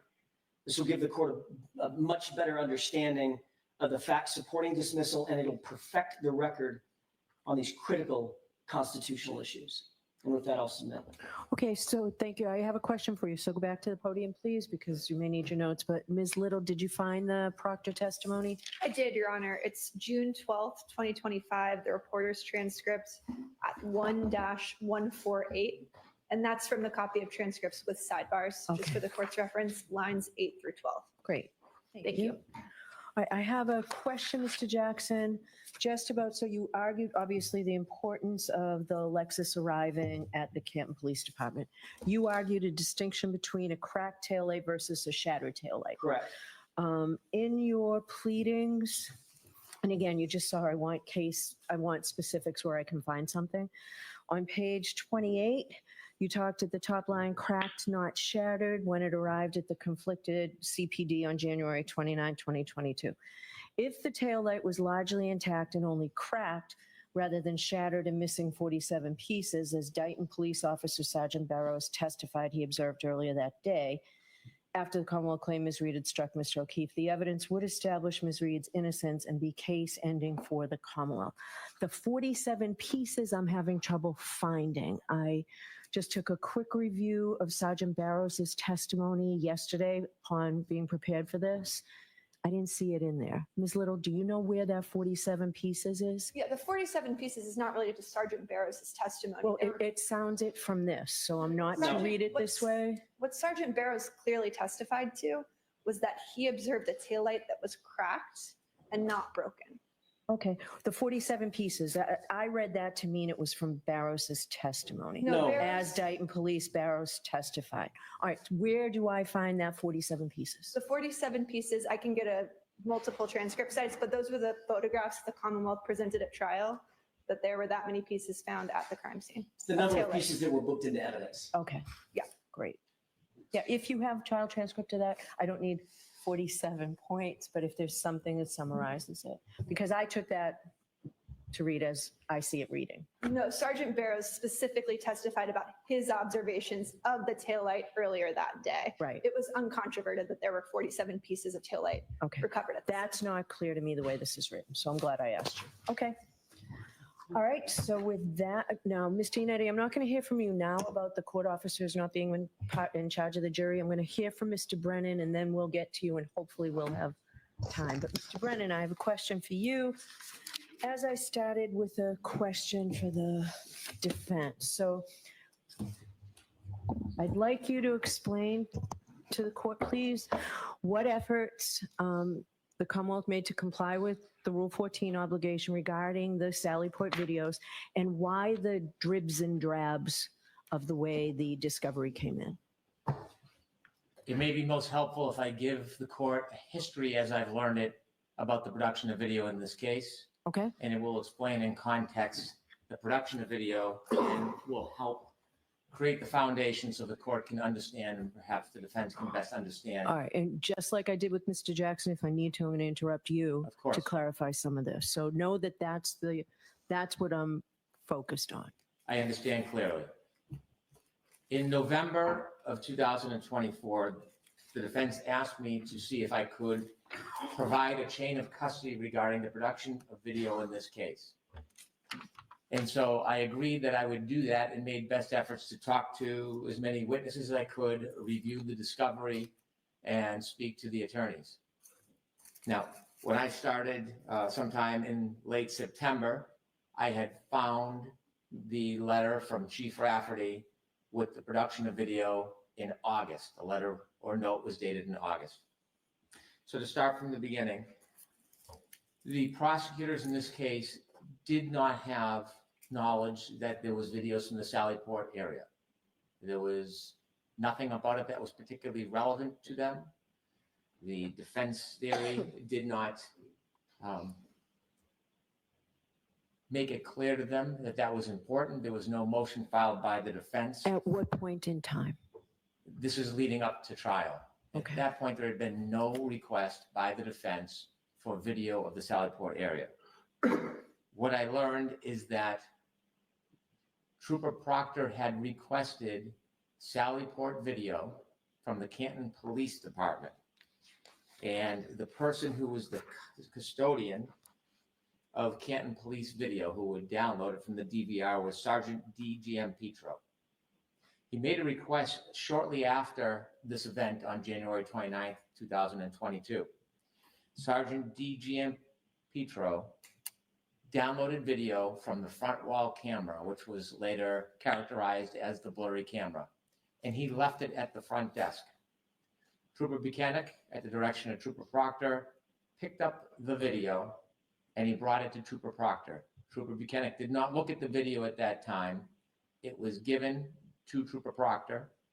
Trooper Proctor did not provide it to the prosecutors.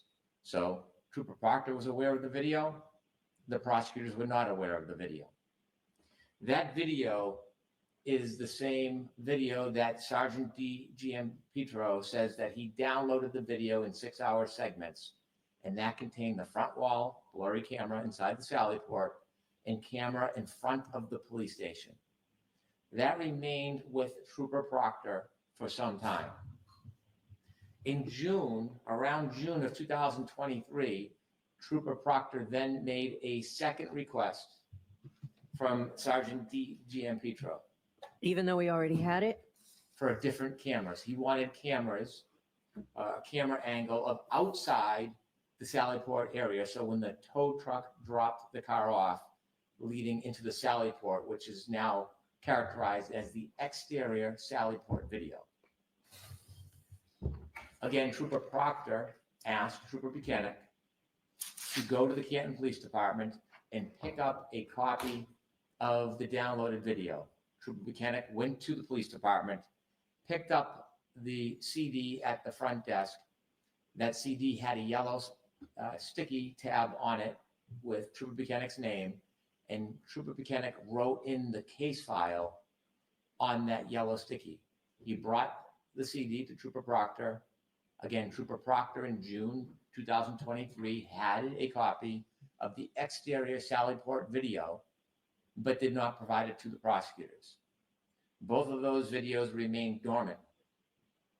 When Trooper Proctor was called to the federal grand jury, essentially he testified or was asked about video and said that he reviewed video. Now, this was not evidence that the Commonwealth intended on introducing or had any specific interest in. There was no particular discovery request by the defense, and there was no order. But upon reading that grand jury testimony, ADA Lally reports that he then inquired about the video. This is Inquired of whom? Trooper Proctor. Okay. This is shortly before trial. ADA Lally was given a copy of one of two of those productions. He was given the copy of the front wall video, which also contained video of outside the front of the police station.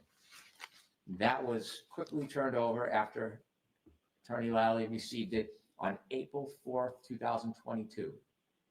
So what we know at this point is Trooper Proctor has this original production on April 4th, 2022, shortly after January 29th, 2022. I'm sorry, it was provided April 4th, 2022. 2022 or later? No, It was later, right? was Because later. the It was- federal grand jury was later. he provided it on the eve of trial. So it was April 4th, 2024. So we know this production on April 4th, 2024 was in the hands of Trooper Proctor in shortly after January 29th, 2022. At this point, the prosecution team is still unaware of the June 23 production, which has Trooper Buchanan's name on it, which shows the exterior Sally Port. As trial began, there still was no specific order or request. The chief of police saw something about the trial, and let me rephrase. Prior to the trial, it's reported that Attorney Yannetti was discontent because the video of the front camera Sally Port was so grainy, intermittent, and not continuous. And that's an accurate description of that video. Chief Rafferty, in response to seeing Attorney Yannetti's concerns, then asked Sergeant D.G.M. Petro to see if there was another camera or to produce any other video from the Sally Port. Sergeant D.G.M. Petro then downloaded video from the DVR, which is the second camera that is inside the Sally Port, known as the inverted camera, or now characterized as the inverted camera. That was produced April 23rd, 2024, given to ADA Lally, then given to the defense. And so at that point, there are 3 video productions that exist. The first turned over to the defense April 4th, 2024, the second April 23rd, 2024, and the June 23 production of the exterior Sally Port has still not been turned over. It's in the possession of Trooper Proctor, and the prosecutors do not know about it. After the trial,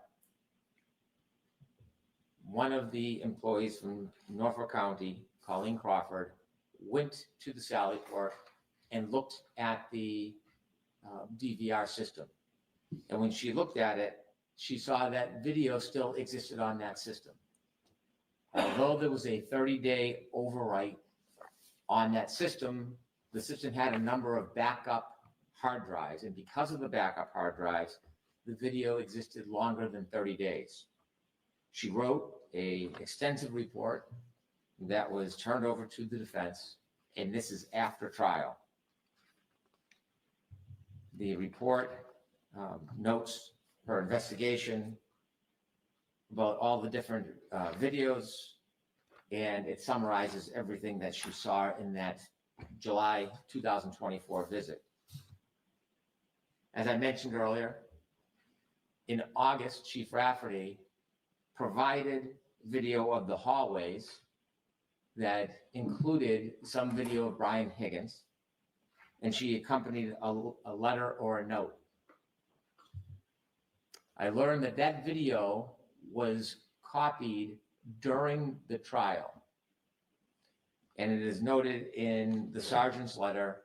The chief of police and the sergeant were downloading video, not in response to a motion to compel or produce, but rather because they had concerns about accusations that were being made about the department and they were saving video, in their opinion or from their perspective, to help defend against future false claims against them.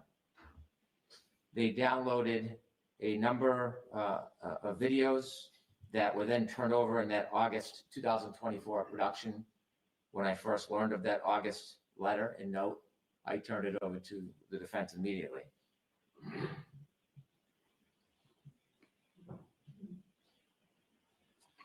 The issue came up regarding the DVR in November, and as we've litigated extensively, so I'll simply summarize it, I invited the defense to come to the Canton Police Department. Given the intermittent or spotty production of video, I thought it best they have an opportunity to look firsthand, although I didn't know if the video would exist, as I've said. And then when they came in December, I think it was December 12th, if my memory serves, and learned that there was no longer video stored because it had been overwritten, I then went to the Canton Police Department so that I could have a closer look at the video cameras to see if there was something missing. I toured the entire station. I learned about the videos.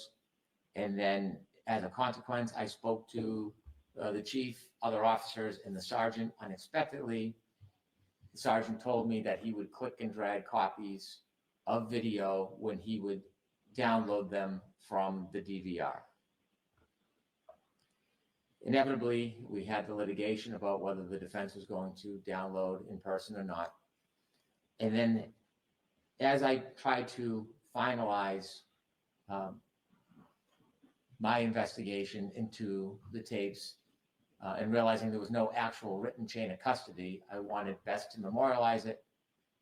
I had been reviewing all files, data, hard files, but I had not been on the case long enough to review everything. So I asked that the parties of the Commonwealth look through all files, all databases, so that I could help facilitate my review. At that point, I was provided by Trooper Tully the June 2023 CD with Trooper Buchanan's name on it.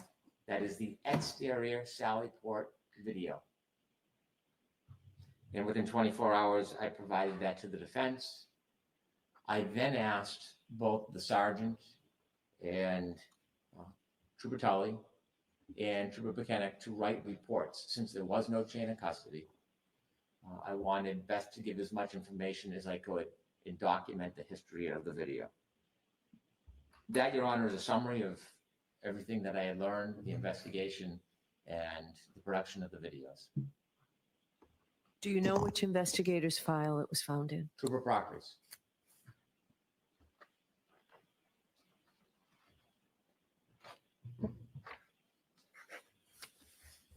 Okay.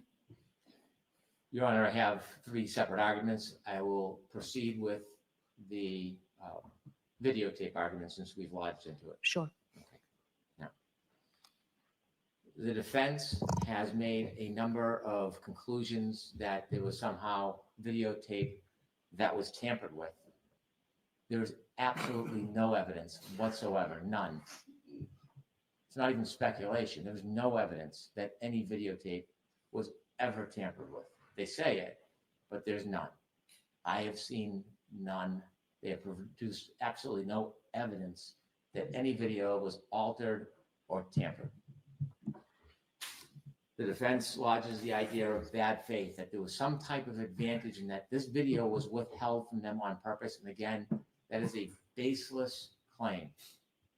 If the government was going to hide video from the defense, they never would have got it.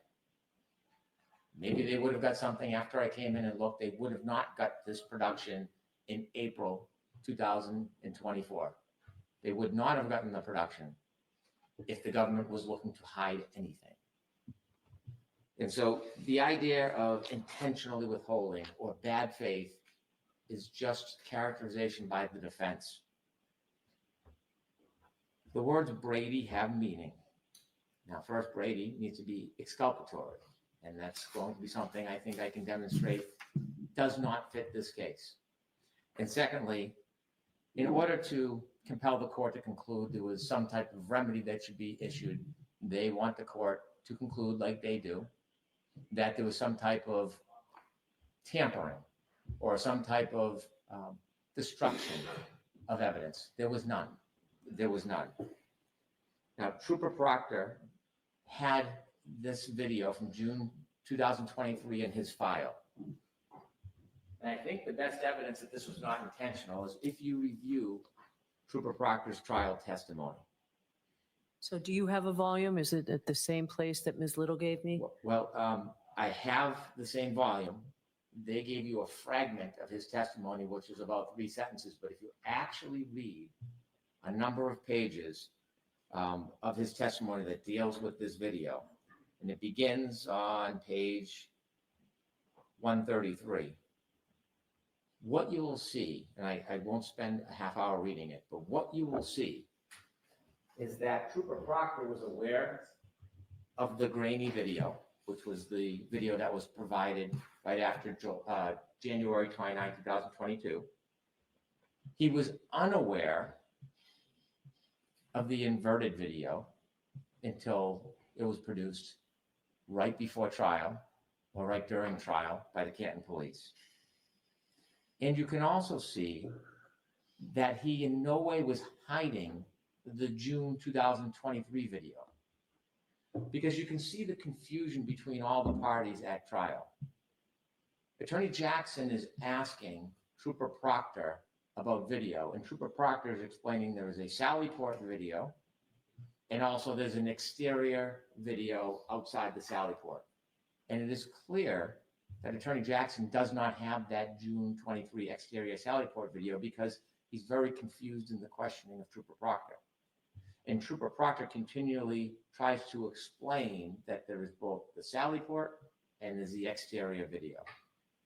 So clearly Trooper Proctor was aware of the exterior Sallyport video, but it will be clear from the reading of his cross-examination that there was no intentional withholding.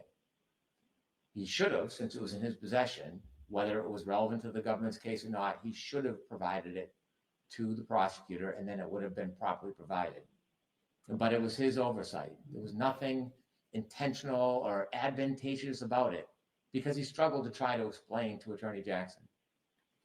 And so it's also notable that Attorney Lally never has an opportunity to ask more details about those. Well, he has the opportunity, but he doesn't ask more details about that misunderstanding because he's wholly unaware that it even exists. It's a confusing moment, but it clarifies that there's nothing intentional whatsoever about this course. And so it's important that although the defense now suggests there's something exculpatory about it or something about it that's important, it is important to note that the defense never filed a motion for the production of the Canton Police Department video. It is not incumbent or assumed that the Commonwealth is going to obtain every video from every part of a town during an incident. It's not assumed that they will do that. The Commonwealth seeks evidence that they think is exculpatory. They seek evidence that they think is relevant material, and when they receive it, they are supposed to provide it. There are many cases where video from a police department is never provided to the defendant unless they ask. Or many cases where it may be a video of the booking, but not the hallways, not the bathrooms, not the back parking lot. Put in context that the defense theory was an evolving theory throughout this case to this day. The defense theory was that it was some third-party culprit, unidentified, who committed this act that led to the death of John O'Keefe.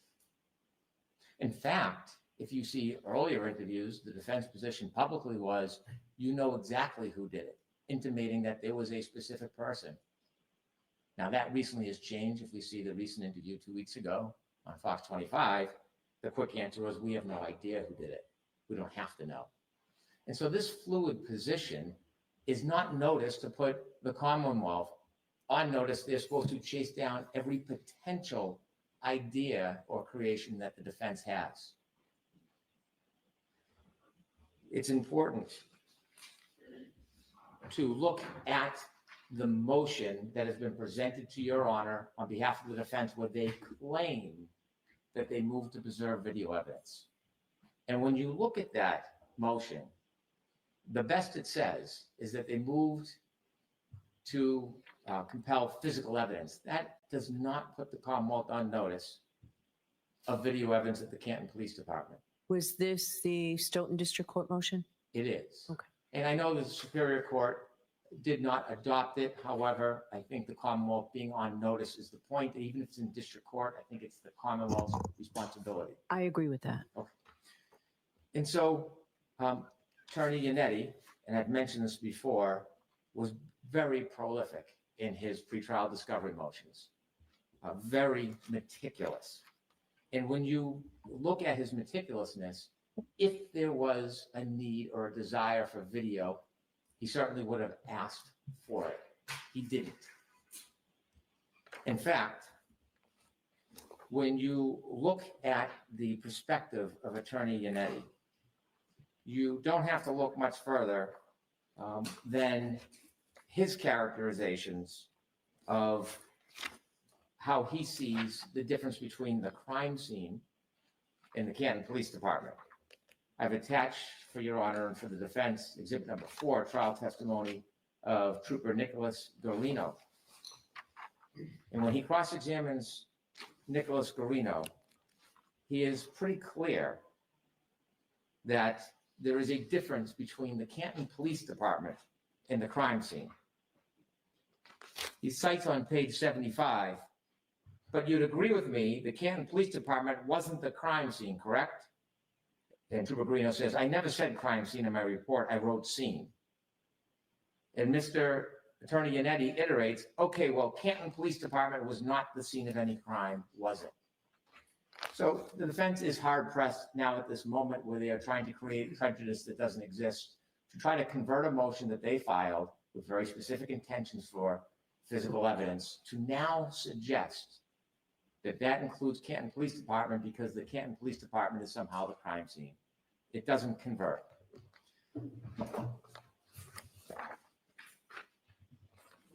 In argument, Attorney Jackson characterizes not only Trooper Proctor's testimony, and I encourage the court to look at that because when you read it in context, I think it clearly screams that Trooper Proctor is hiding nothing whatsoever.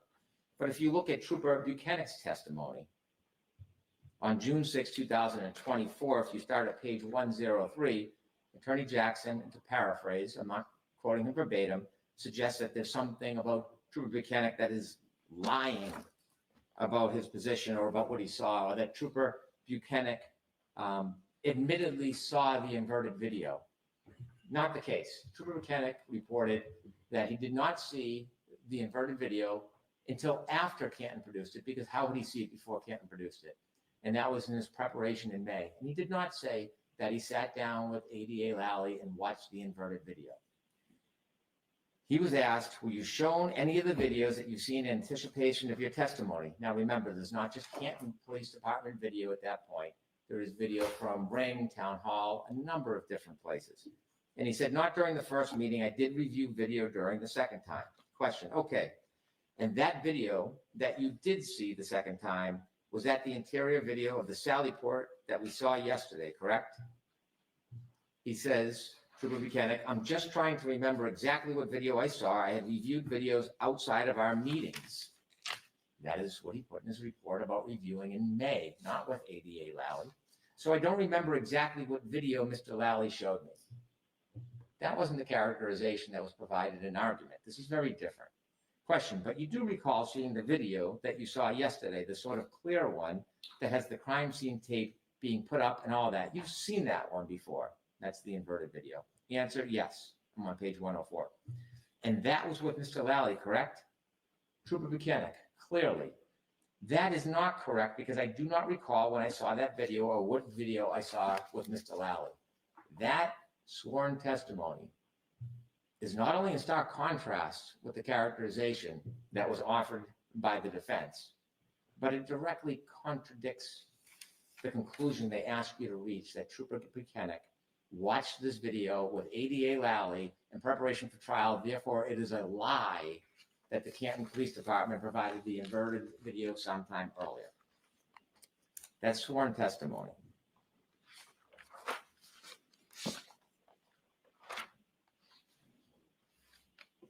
Now, again, trying to assert some type of relevance, the defense suggests there is something in the federal materials that would show relevance because Mr. Higgins said in the federal materials that he does not believe he made any phone calls.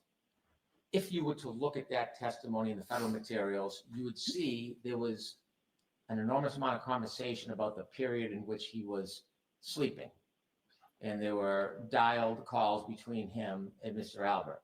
And so you have to look at it in context rather than say it's an unequivocal denial and there's an aha moment. There is no aha moment.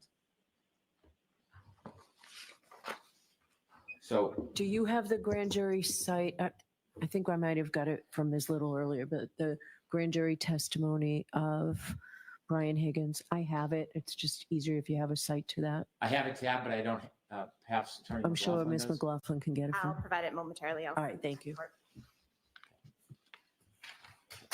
So what really arises from the subterfuge is that the defense did not ask for video. There was video provided when the prosecutors learned about it. There was video that was in the hands of Trooper Proctor that should have been provided to the prosecutor that wasn't. There was nothing done to alter or taint the video. There was nothing destructive about it. There was no tactical advantage. There was no benefit to the government.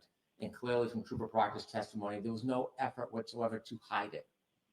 It should have been managed better, no doubt. But there was nothing about it that was prejudicial. There was nothing about it that showed tampering or altering.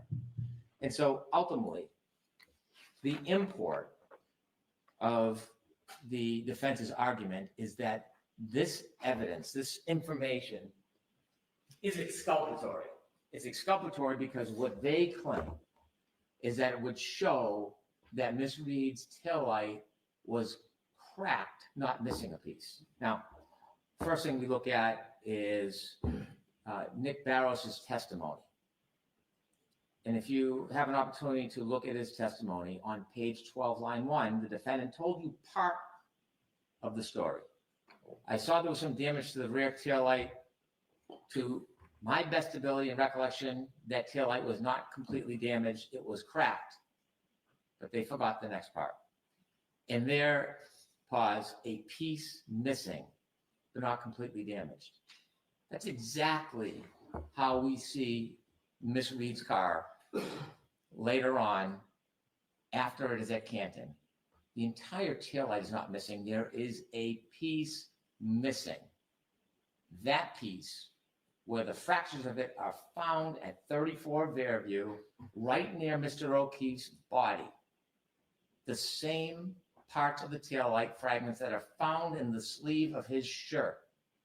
And so it's not simply cracked. Even the witness they tried to lean on, Mr. Barros, says more. And so if that taillight is not just cracked, if that taillight is missing, then there is nothing exculpatory whatsoever about the Canton video. It's a red herring because there can be no plant of fractured taillight if it's already gone before it gets to Canton. There can't be. And so when looking at the evidence, it is unequivocally clear that piece of the taillight is missing well before that car ever gets to Canton. And so we can quibble and we can dispute and we can go back and forth all day, but the best way is to just show you the evidence. And so when we look at the evidence, let's start first with the claim that the Sallyport videos were tampered with. Canton went back before January 29, 2022, and they took samples of the video to see if it was in the same condition, inverted for the back wall and fuzzy for the front wall. And we have those, and we've turned those over to the defense, and I just want Your Honor to see a small clip of that to show this condition, these conditions existed before this case was even a moment. So with the court's permission, I'm going to ask to put up exhibit number 2. Exhibit number 2 shows the inverted camera from January 1st, 2022. Now, this is 28 days before Miss Reed's Lexus hits the Sallyport area. Now, you can see, if you stop that, please. Thank you very much. On that wall, on that garage wall, there's a 4. It is backwards. This Sallyport video was not doctored by Trooper Proctor. It wasn't altered by Trooper Buchanan.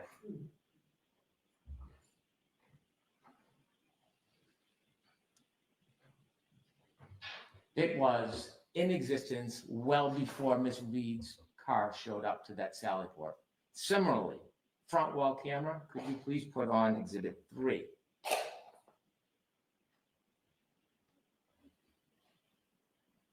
Exhibit 3 is from January 28, 2022, a day before Miss Reed's vehicle makes it to the Sallyport.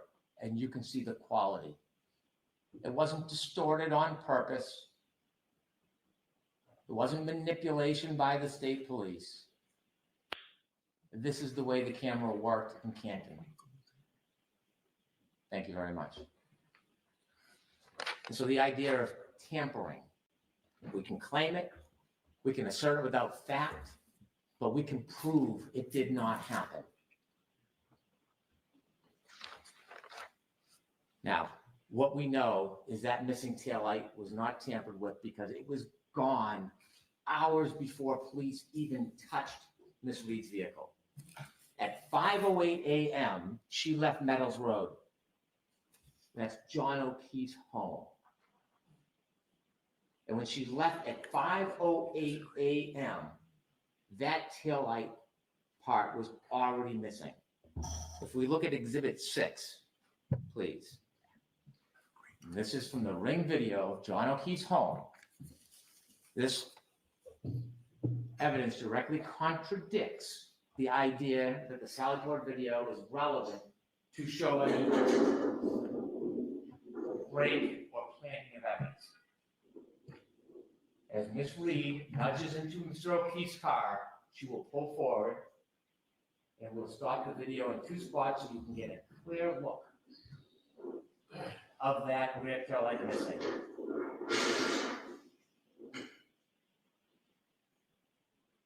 Forward, please.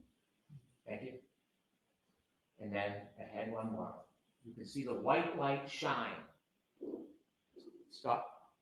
You can see it clearly missing. You can't plant something that's already gone.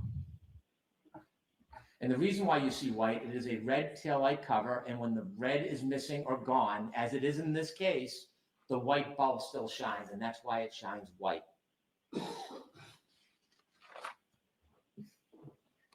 The defense position is also contradicted by the ARCA witnesses. If we look at Dr. Wolf's testimony, day 31 of trial,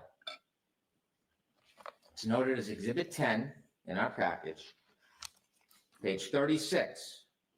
ADA Lally asks the good doctor, now doctor, in the course of your analysis or review of materials here, were you ever provided with a video of the defendant backing out a garage and making contact with Mr. O'Keefe's vehicle in his driveway at about 5:07 in the morning on January 29th? He says, I'm not aware of that. And then if we move to page 124, line 1. Now, as far, line 2. Now, as far as you're aware from your review and your testing and everything that you did in this case, if a collision occurred at a lower speed, say 1, 2, anywhere from 0 to 5 miles an hour, would that create the damage to the taillight that you observed in this particular case? And Dr. Wolf says, at that speed, no. We provided notice of our own expert. And there's one thing, many things, but one critical thing the experts will all agree on. That nudging did not cause the damage to that taillight. The defense position is also contradicted by dash cam footage. Sadly, an officer went to the O'Keefe home to check on his niece and nephew on that tragic day.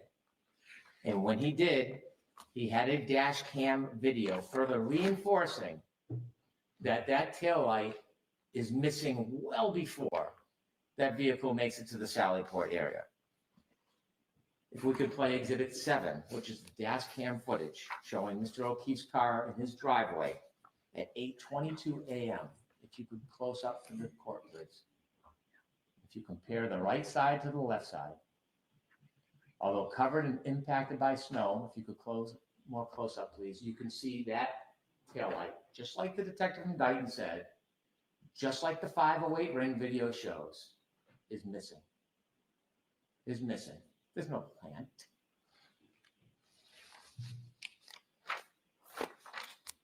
The defense's position is also contradicted by the alarm.com video that we received pursuant to Rule 17. There are two videos, 8 and 9.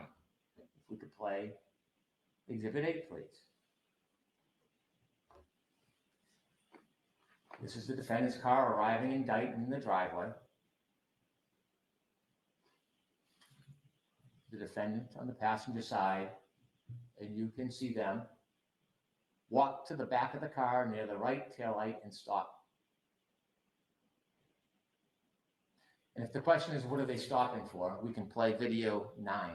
And this is when the car is being put on the tow truck before it makes it to Canton.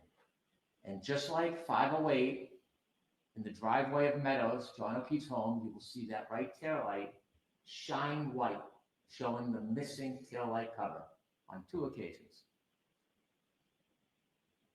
If you have an opportunity to stop the video at the important points, please do so. Can you lower it? You cannot. Can you zoom in on it?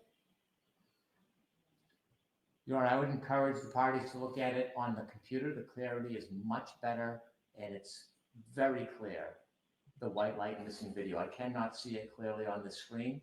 So will you give me a flash drive of all of these exhibits? Oh, there we go.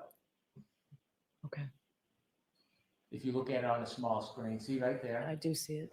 Yeah, and then you'll see it again.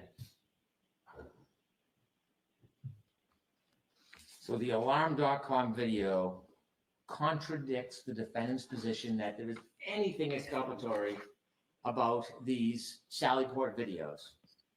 In fact, this whole idea of third party or plant doesn't come to town until 9 months after Ms. Reed is indicted. Perhaps the best evidence that contradicts the defense's position that there's any relevance to the Sallyport video, that there's any type of plant by anybody, is from the defendant herself. Ms. Reed spoke to Gretchen Voss on June 20th, 2023. And in that testimony, or in that interview, she said, when my car was seized, there was a few small pieces of taillight missing that I had picked out at John's at 5:45 before we drove over to Fairview. I'm showing Jen and Kerry, look what I just did to my light.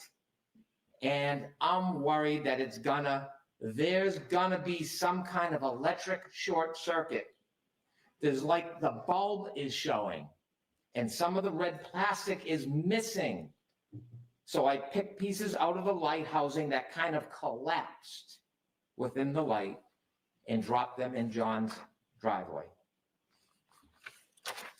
And so I say to the court, the production should have been sooner. It should have been cleaner.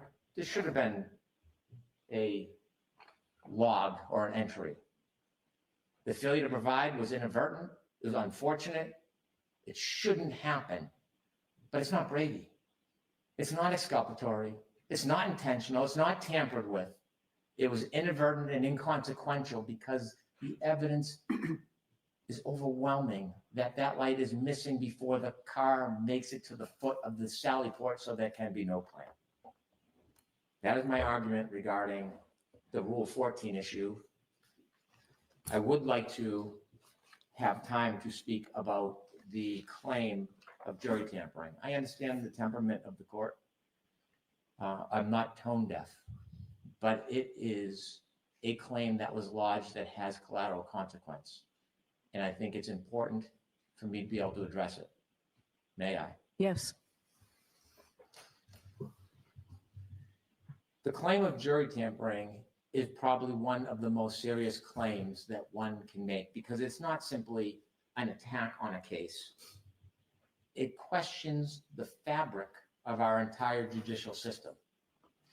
If a good juror comes to court and believes there is no integrity in the court or in the judicial system, it is impossible for a fair-minded juror to even consider evidence because they do not trust the system to begin with. And if a government actor or a trooper or a police officer tampered with a jury, that would be one of the biggest, most abhorrent transgressions that could happen because of the collateral consequence of tampering with the jury. It would take away the community's belief in our system. On the other hand, if there is a claim of jury tampering and it's baseless and there is no evidence, it is not only a direct attack on the judicial system, it would seem to be an effort to try to undermine the authority of the system in court before a trial to impede the ability to have a fair trial. It is an extraordinary claim. And it's notable, the defense motion to dismiss, it's not just a motion to dismiss, it's a motion to dismiss for extraordinary government misconduct. So when you make an extraordinary claim about jury tampering, there should be extraordinary evidence. There isn't even ordinary evidence. There is no evidence of jury tampering in this case.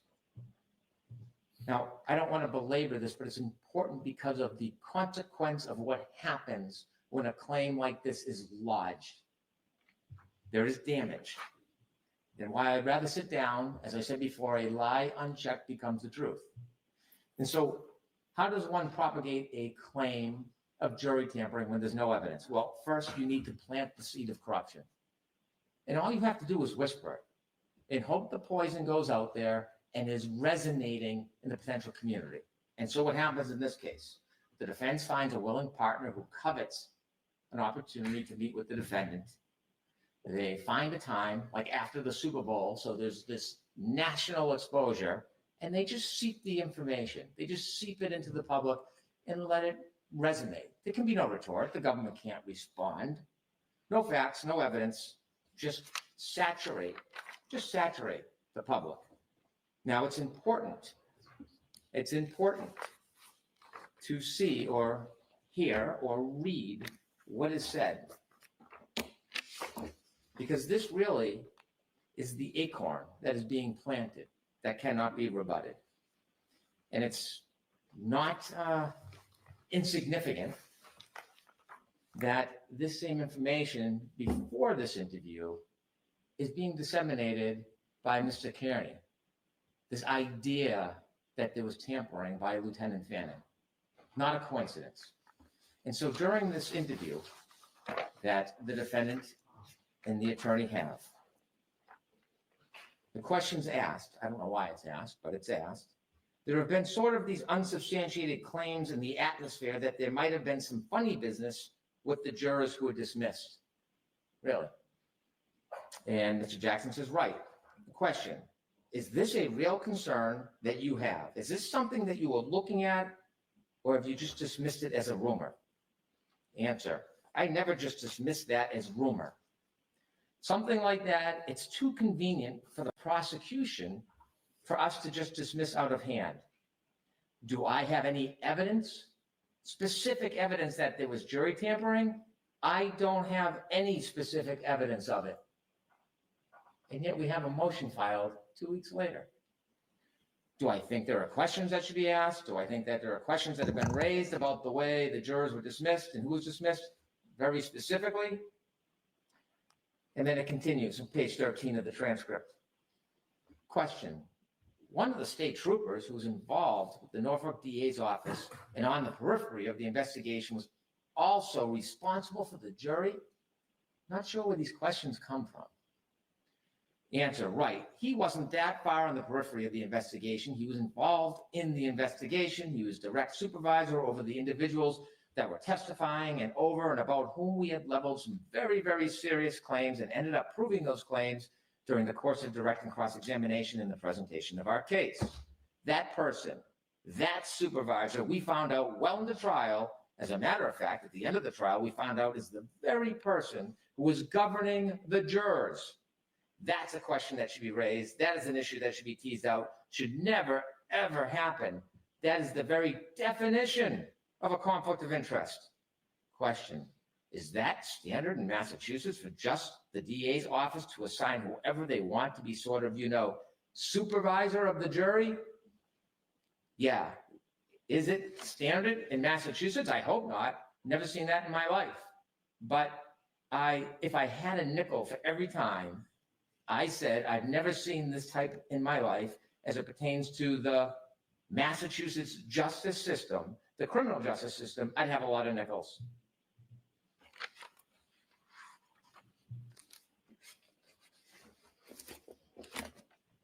So I didn't see that interview.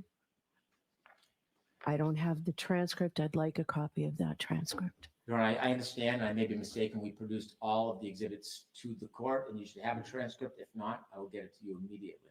Okay.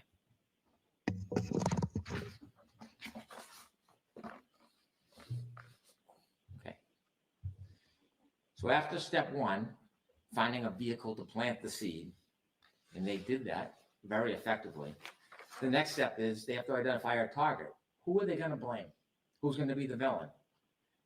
In this case, a villain goes from anybody that gets in the way. It could be a soccer mom. It could be a police officer. It could be a good Samaritan. Anybody that crosses the path is a target. And now they decided they were going to identify Lieutenant Fanning. Lieutenant Fanning is one of the most conscientious, dedicated, admired state police officers in Massachusetts.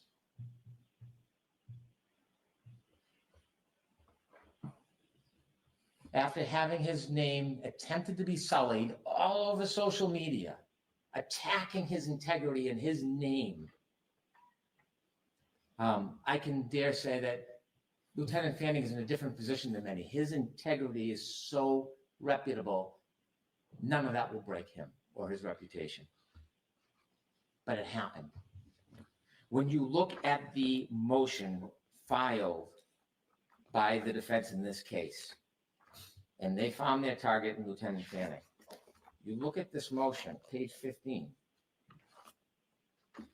It's important when they made this public pleading, getting back to my request for your honor the other day. You look at the bottom of page 15. It talks about Lieutenant Fanning and tries to align him or associate him with Trooper Proctor because Trooper Proctor's text message was on a chain that included Lieutenant Fanning. Lieutenant Fanning did not reprimand or otherwise correct his subordinate's disgusting and inappropriate behavior. As a result, he was investigated by the Office of Professional Integrity and Accountability for allegations of inappropriate correspondence between department members. True. But then they leave off the punchline. They put this in a public document. They try to smear him, degrade, demean, dehumanize. But what they leave out is that after this thorough investigation by the Office of Professional Accountability, where they took strong measures, very strong measures when they found something that they were not in agreement with, they concluded that these complaints were not sustained. So we were all aware of that. I received verification of that through the pleadings. Counsel was all aware of that. I just need the date. When was he cleared? When was that made public? We'll have to provide that to you. Was it prior to this? Was it prior to the motion being filed? Yes, it was last year, last fall. I can provide the date right now. Okay. Trooper Lieutenant Fanning is not in a unique position. If I may, Your Honor, sorry. It was July 17th, 2024. He is similarly situated to the many first responders and witnesses in this case. And then, without any basis, the defense then distorts that Lieutenant Fanning was in charge of juror security. He had control of the jury, and he had access to the jury. Think about what those statements say to our community, who are going to pile in here in less than a month to try to give a fair trial to both sides. Think about what those words mean.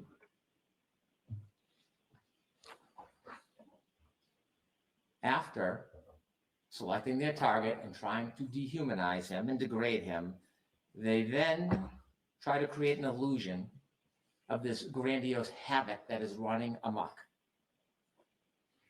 Trying to get the community to think Trooper Fanning controlled, had access, and tampered with the jury. Think about that concept. Not only is it an attack on Lieutenant Fanning, it is an attack on the integrity of the trial court. I've walked a lot of hallways in the trial courts over the past 30 years.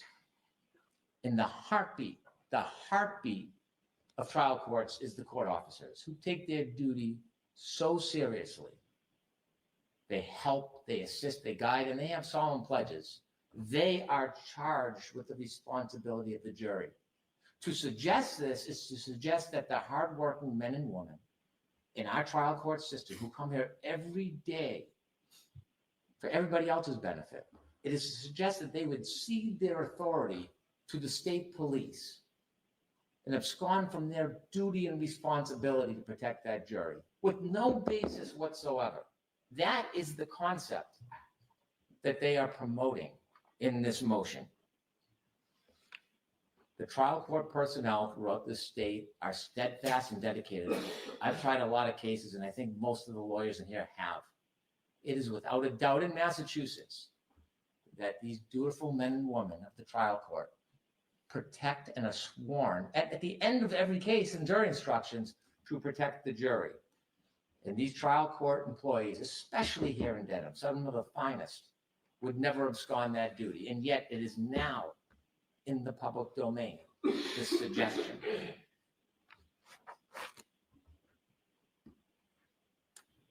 The only way that you dispel innuendo, suggestiveness, unsupported claims, and the poison that can seep into the community, the only way you can stop that is with fact.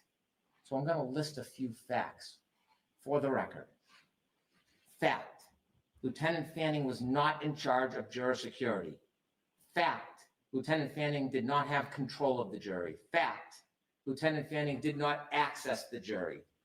Fact: Lieutenant Fanning was part of a multi-agency cooperative effort to ensure the safety of the public and court participants, which required numerous local police officers and state police because of the bedlam that was created outside.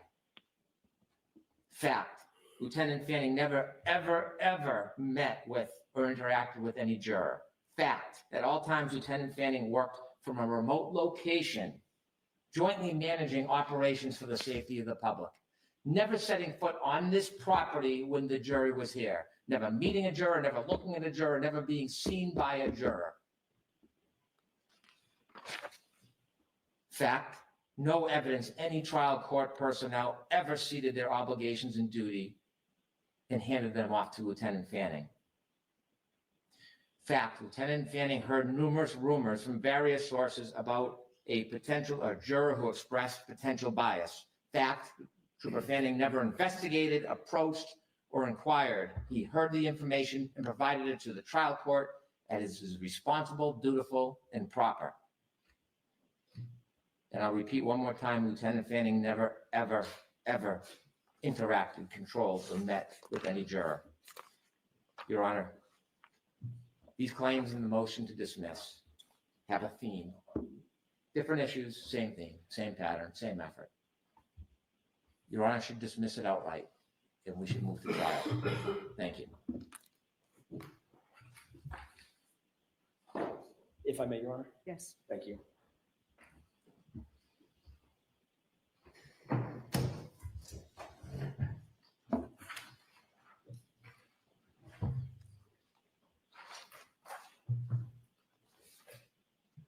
I'm going to address in reverse order some of the statements made by Mr. Brennan. And I want to talk first about this issue of juror interference, which is what we called it. These words matter. We've claimed that there's interference.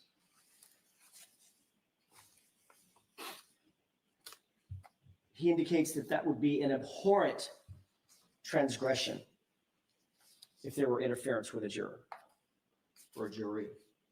We agree. It would be an abhorrent transgression. The information that we have in front of us is not the information that Mr. Brennan just recited, which is interesting. I'll get to the facts that he very dramatically stated in just a second, because this is a fact-based inquiry, one that we asked for standing right over there at sidebar and didn't get. But Mr. Brennan, with no support to back it up, and I'm going to ask a couple of pointed questions about that, recites these facts after facts after facts that he claimed absolved the Commonwealth of any transgression as it pertains to the jurors. And when I say Commonwealth, I'm talking about the Massachusetts State Police. Very clearly, in a clever, almost too cute by half argument, Mr. Brennan talks about the good court officers populating this courtroom and this courthouse, about whom we have made no allegation, no claim, nothing. We have nothing but the highest respect and regard for the men and women who wear that uniform and perform these duties. None, zero. And he knows that. But in an effort to create an enemy where there isn't one, he acts like we've insulted the court officers, which we haven't.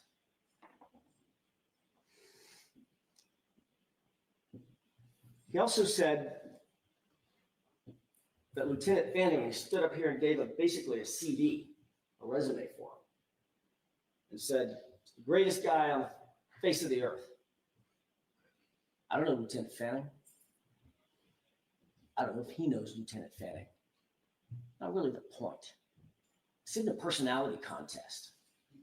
He said that we identified somebody with an unassailable reputation. We identified him. We didn't identify anybody. We were standing up at sidebar, fat, dumb, and happy, not knowing what was going to happen when somebody else identified him. It wasn't us. And by the way, everything that we filed concerning this was under seal. We didn't disclose anything in any court document. It wasn't a public document, it was under seal.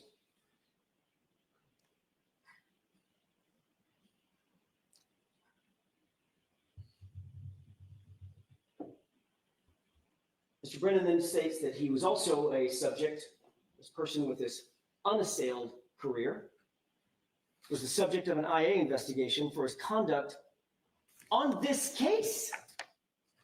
It's not even about something tangential. It's about his conduct on this case, his supervisory role as it pertains to Michael Proctor and his, and I'll repeat it, disgusting conduct as it relates to my client and his text messages, etc.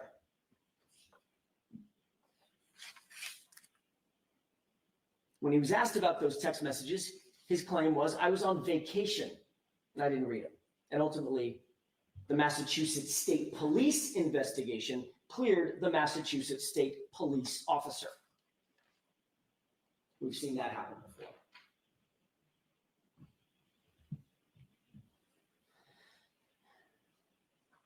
The question, or questions, if I could, that surround this inquiry, and the reason that we included it in our motion to dismiss is because it appears that Ms. Reed did not get a fair trial because of this juror's dismissal. How would the person who's unidentified, to this day, unidentified, how would this person know who the juror sitting in one of these seats was if she was at a private location? I won't mention the location. How would they know? How would they know to identify her? How would they know what she said? How would they know to record her illegally, potentially, if that happened? How would they know these things? How would they know that if she was a juror, that she was a juror on the Commonwealth versus Reed matter specifically? And how would this unidentified person know of all of the authority figures to go to Lieutenant Fanning, of all people, who is then described to us after the fact as the, quote, commander of the extensive security operations that this case has required? And I went through that with the court this morning, but I just want to reiterate it one more time. Of course, it makes perfect sense that we would presume that if he's the commander, I don't think it gets much bigger than commander. If he's the commander of all security operations, he's the commander over operations that are attendant to the courts, the actual courts security, the personnel security, the party's security to whatever degree that is necessitated, but maybe most importantly, the jurors' security. That is a reasonable next step to conclude, a reasonable inference from the facts that we were given.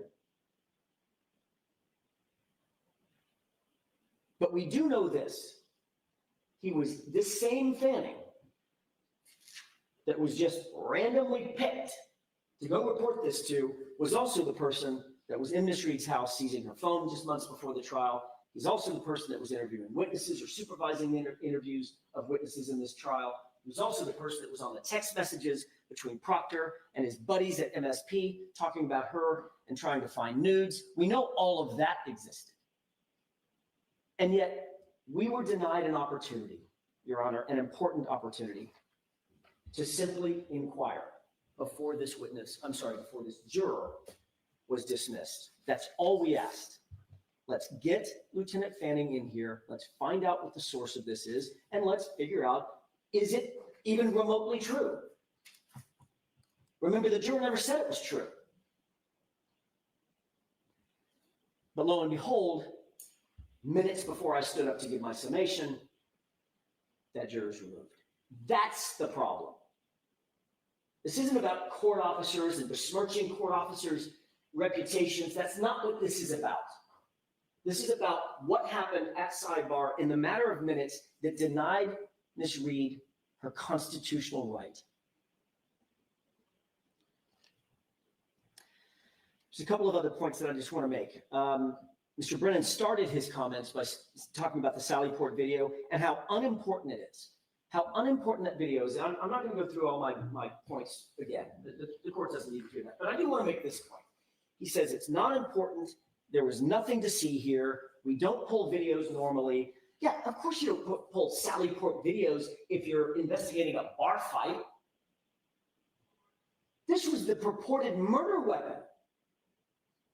This truck is the thing that the Commonwealth suggests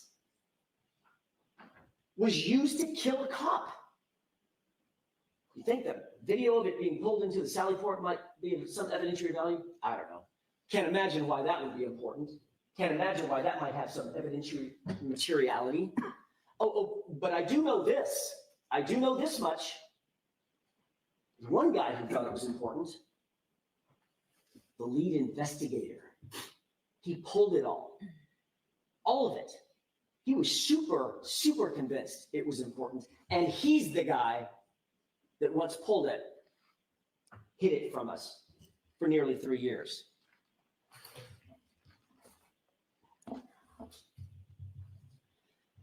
Mr. Brennan spent some time talking about the difference between cracked and missing.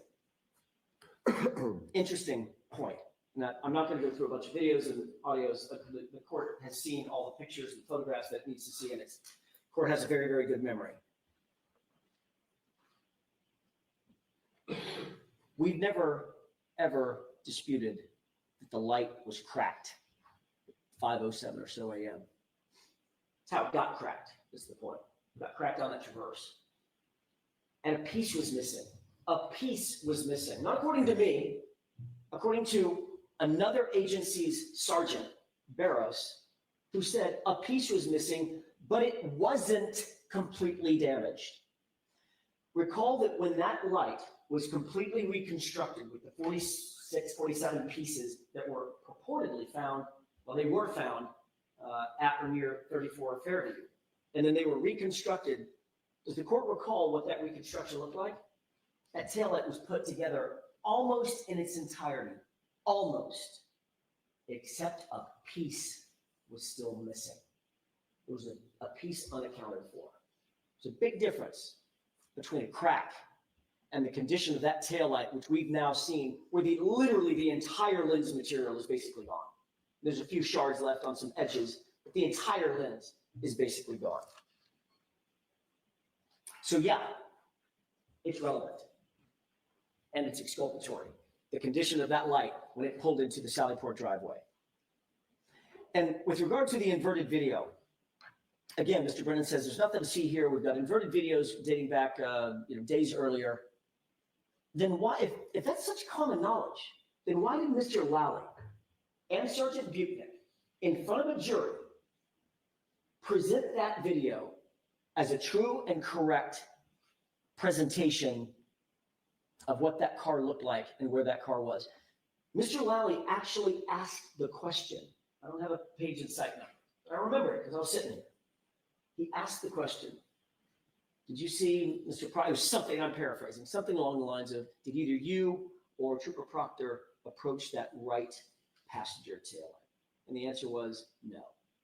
Because on the video that was being played, it looked like the right passenger taillight was the one closest to the jury. And of course, Trooper Proctor walked right around that and went over to the other taillight. Except when you reverse it, you realize that's the right taillight. Is there a copy of the reverse, the one that you played? Is that in the exhibits for today's motion? No. The one that's been corrected? Yes. It's- I'd like a copy of I that. don't think I have. Sure. We can get that for the court immediately. Also, he played a video of the grainy video showing, hey, look, some of these cameras are just grainy in other particulars as well at other times and places. Maybe, or maybe not. What's interesting is the grainy video that we saw, if my memory serves me, and it's my memory and it's being taxed at this point, but my memory is the chyron on that video, in other words, the running numbers, was at the bottom. Yet the video he just played is at the top. That's the exact same video. If it's apples and apples, oranges and oranges, why is that different? That's interesting. And with regard to Ms. Reed's actual statements in that interview that was played, or I'm sorry, it wasn't played, it was recited. She said, some of the red plastic is missing. Some of the red plastic is missing. In other words, a piece is missing. It's completely consistent with the condition of that taillight before it was at the Sallyport. With regard to the facts that were recited by Mr. Brennan at the very end,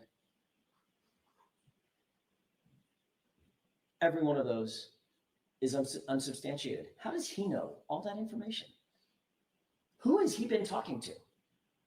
And why don't we know about it? If in furtherance of this motion, there was an interview done of Lieutenant Fanning that laid out all of this information about not having contact with jurors and not doing this and not doing that, but yes, doing this and that and the other thing, why is the first time I'm hearing about this when he stands up and tells us?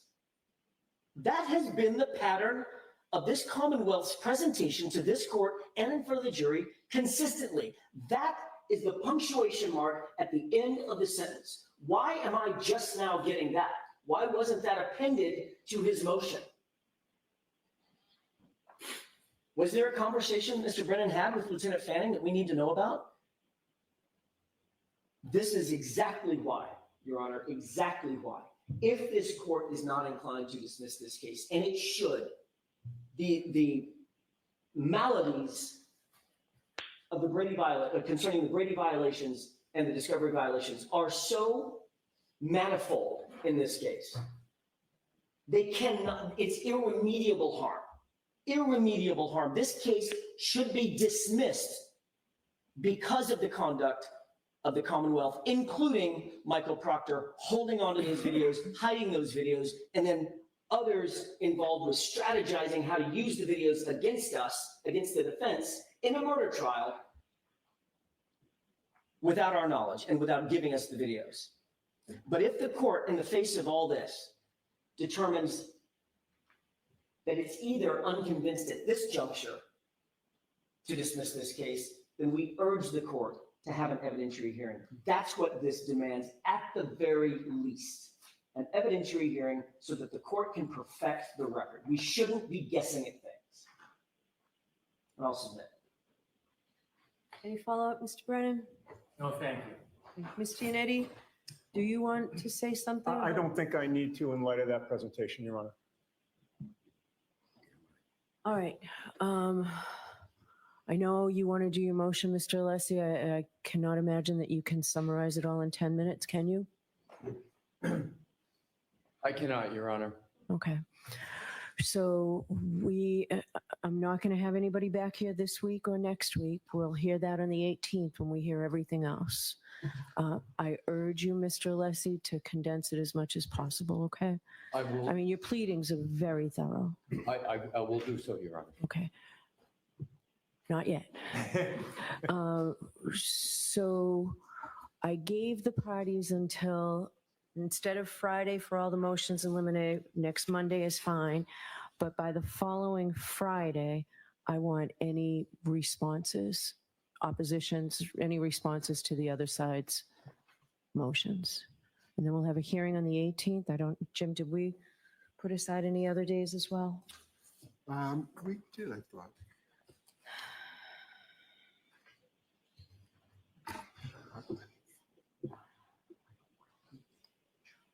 Just a sec. Yeah, we did 18 and 19. That's what I had, yeah. All right. I would expect that we would finish all the motions in limine in 2 days and wrap up whatever we have here. All right. All right.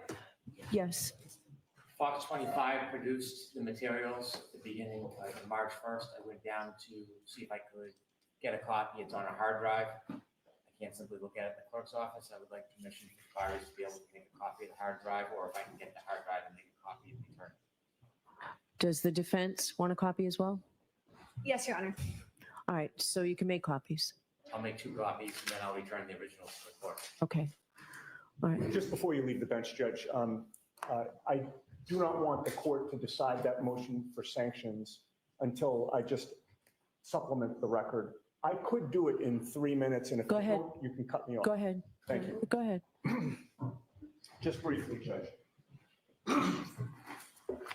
Yesterday, Mr. Brennan represented to this court that I had made an extrajudicial statement regarding Mr. Morrissey and the federal investigation. You'll recall that I stood up in rebuttal and said that it was in court advocating for my client. He then said Court TV is not a courtroom. So before you go further, Yes. I don't know if Mr. Brennan was going to give me a Court TV site on that. Is Right. there one, Mr. Brennan? I'll have to provide a video. I think that Mr. Yannetti is referring to that comment that was a court comment. And so I intend on remedying that record. There was also a conversation after with Court TV. All right, so provide it to Mr. Yannetti. Mr. Yannetti, I'll give you an opportunity to respond once you get that. But go ahead, you can tell me Well, what you want it's to tell just me that now. right now it's out in the court of public opinion that I made this extrajudicial statement. I said specifically I did not. He contradicted me, and that's where we left it. And he said that he would produce the receipts. Now he's admitting he does not have the receipts. There was no Court TV interview where I said anything of the sort. That was a Zoom hearing, excuse me, where I was arguing before Your Honor. I would just note, Your Honor, I don't think it makes sense that Mr. Brennan would have done this on purpose because it was so easily disprovable. But, it's troubling that he would make this damaging accusation without properly vetting it to see if it is true before he attacks opposing counsel. So that was disappointing to me. And I would just point out, and again, I only need 30 seconds, that. You can take your time, Mr. Yannetti. You're not going to be Well, we're all. 35 minutes. Right. I certainly will not be. This new false allegation comes after my colleague, Mr. Alessi, co-counsel, Mr. Alessi, on February 25th, detailed 9 or 10 false statements that Mr. Brennan has made to this court. And I want to make it clear, I don't need an apology from Mr. Brennan. I don't expect one. But I think perhaps he should apologize to the court. He said today, a lie unchecked becomes the truth. And I just would hope, Your Honor, that you hold Mr. Brennan to the same standard that you hold the defense team. And that's it. I certainly do. So, Mr. Brennan, if you do not have a site, then I need you to let us all know that as well. I will. It's convenient to retort that there were 10 lies by the court that Mr. Alessi lined up. In fact, I looked at the transcripts. Some of his suggestions that I didn't read the paperwork properly were just wrong. I didn't try to shame him today. It was part of advocacy, and I accept that.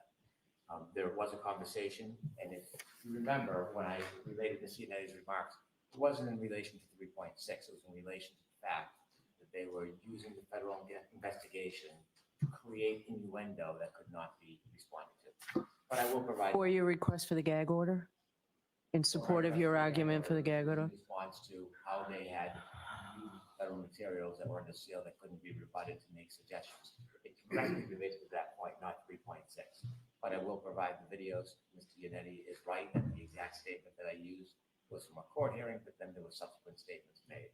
And so my regrets to Attorney Yannetti, but it wasn't in the fashion of a 3.6 violation. That wasn't the intention. It was to show how they've used these federal materials before the case was closed to their advantage. All right. So if you have the site, I'll give you until tomorrow afternoon to find the Court TV site. Very well. If you have it, supply it to all, Mr. Yannetti. So I'm ordering the Commonwealth, if they have that Court TV site, to provide it to all of us. And if you don't, provide that as well. Provide that information. as Thank well. you. Thank you. All right, that's it for today. All right, so court, please.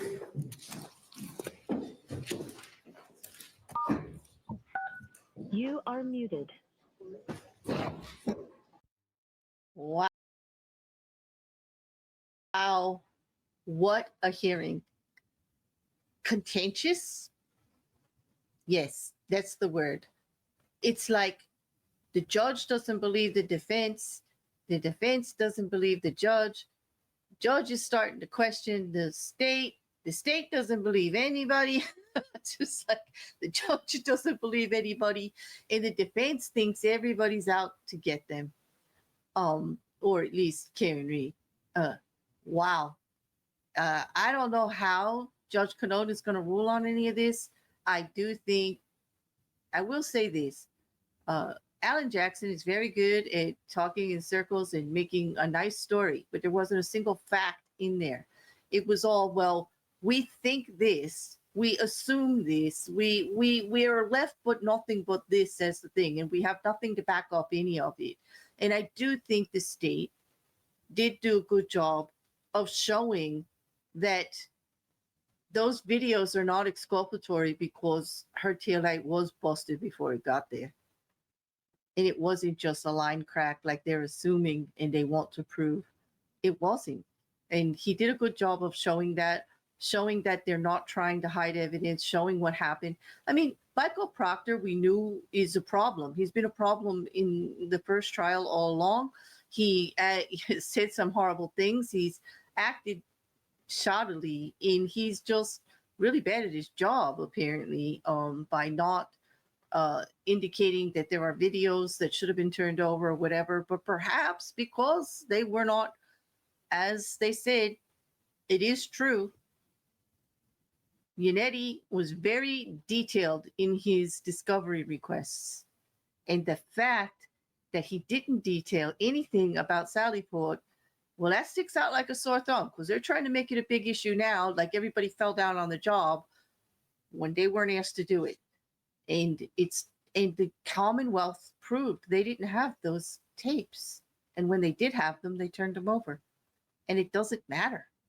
It does sound a bit like Mr. Jackson is making a big deal out of a nothing burger. And I know he's doing it to defend his client's rights to a fair trial, in that she's not prejudiced against. And he's doing the best that he can. But he needed something to stick. And I didn't hear anything that stuck. Except for that, I don't think anybody likes anybody in that courtroom anymore. It is the tensest court I have ever witnessed. Honestly, on all sides. I don't think anybody came out looking very good today at all. But it's a contentious trial. They're also got a federal court hearing today in regards to whether Karen Reed can have those other 2 charges dropped. We'll see. But we'll be back next week with more on Karen Reed. In the meantime, everybody have a good night. And don't forget to like, share, subscribe, drop me a comment. I'd love to hear from you. Tell me what you like, what you don't like. I can only improve with feedback, and I do enjoy talking about this stuff with you guys. So on that, everybody have a great night.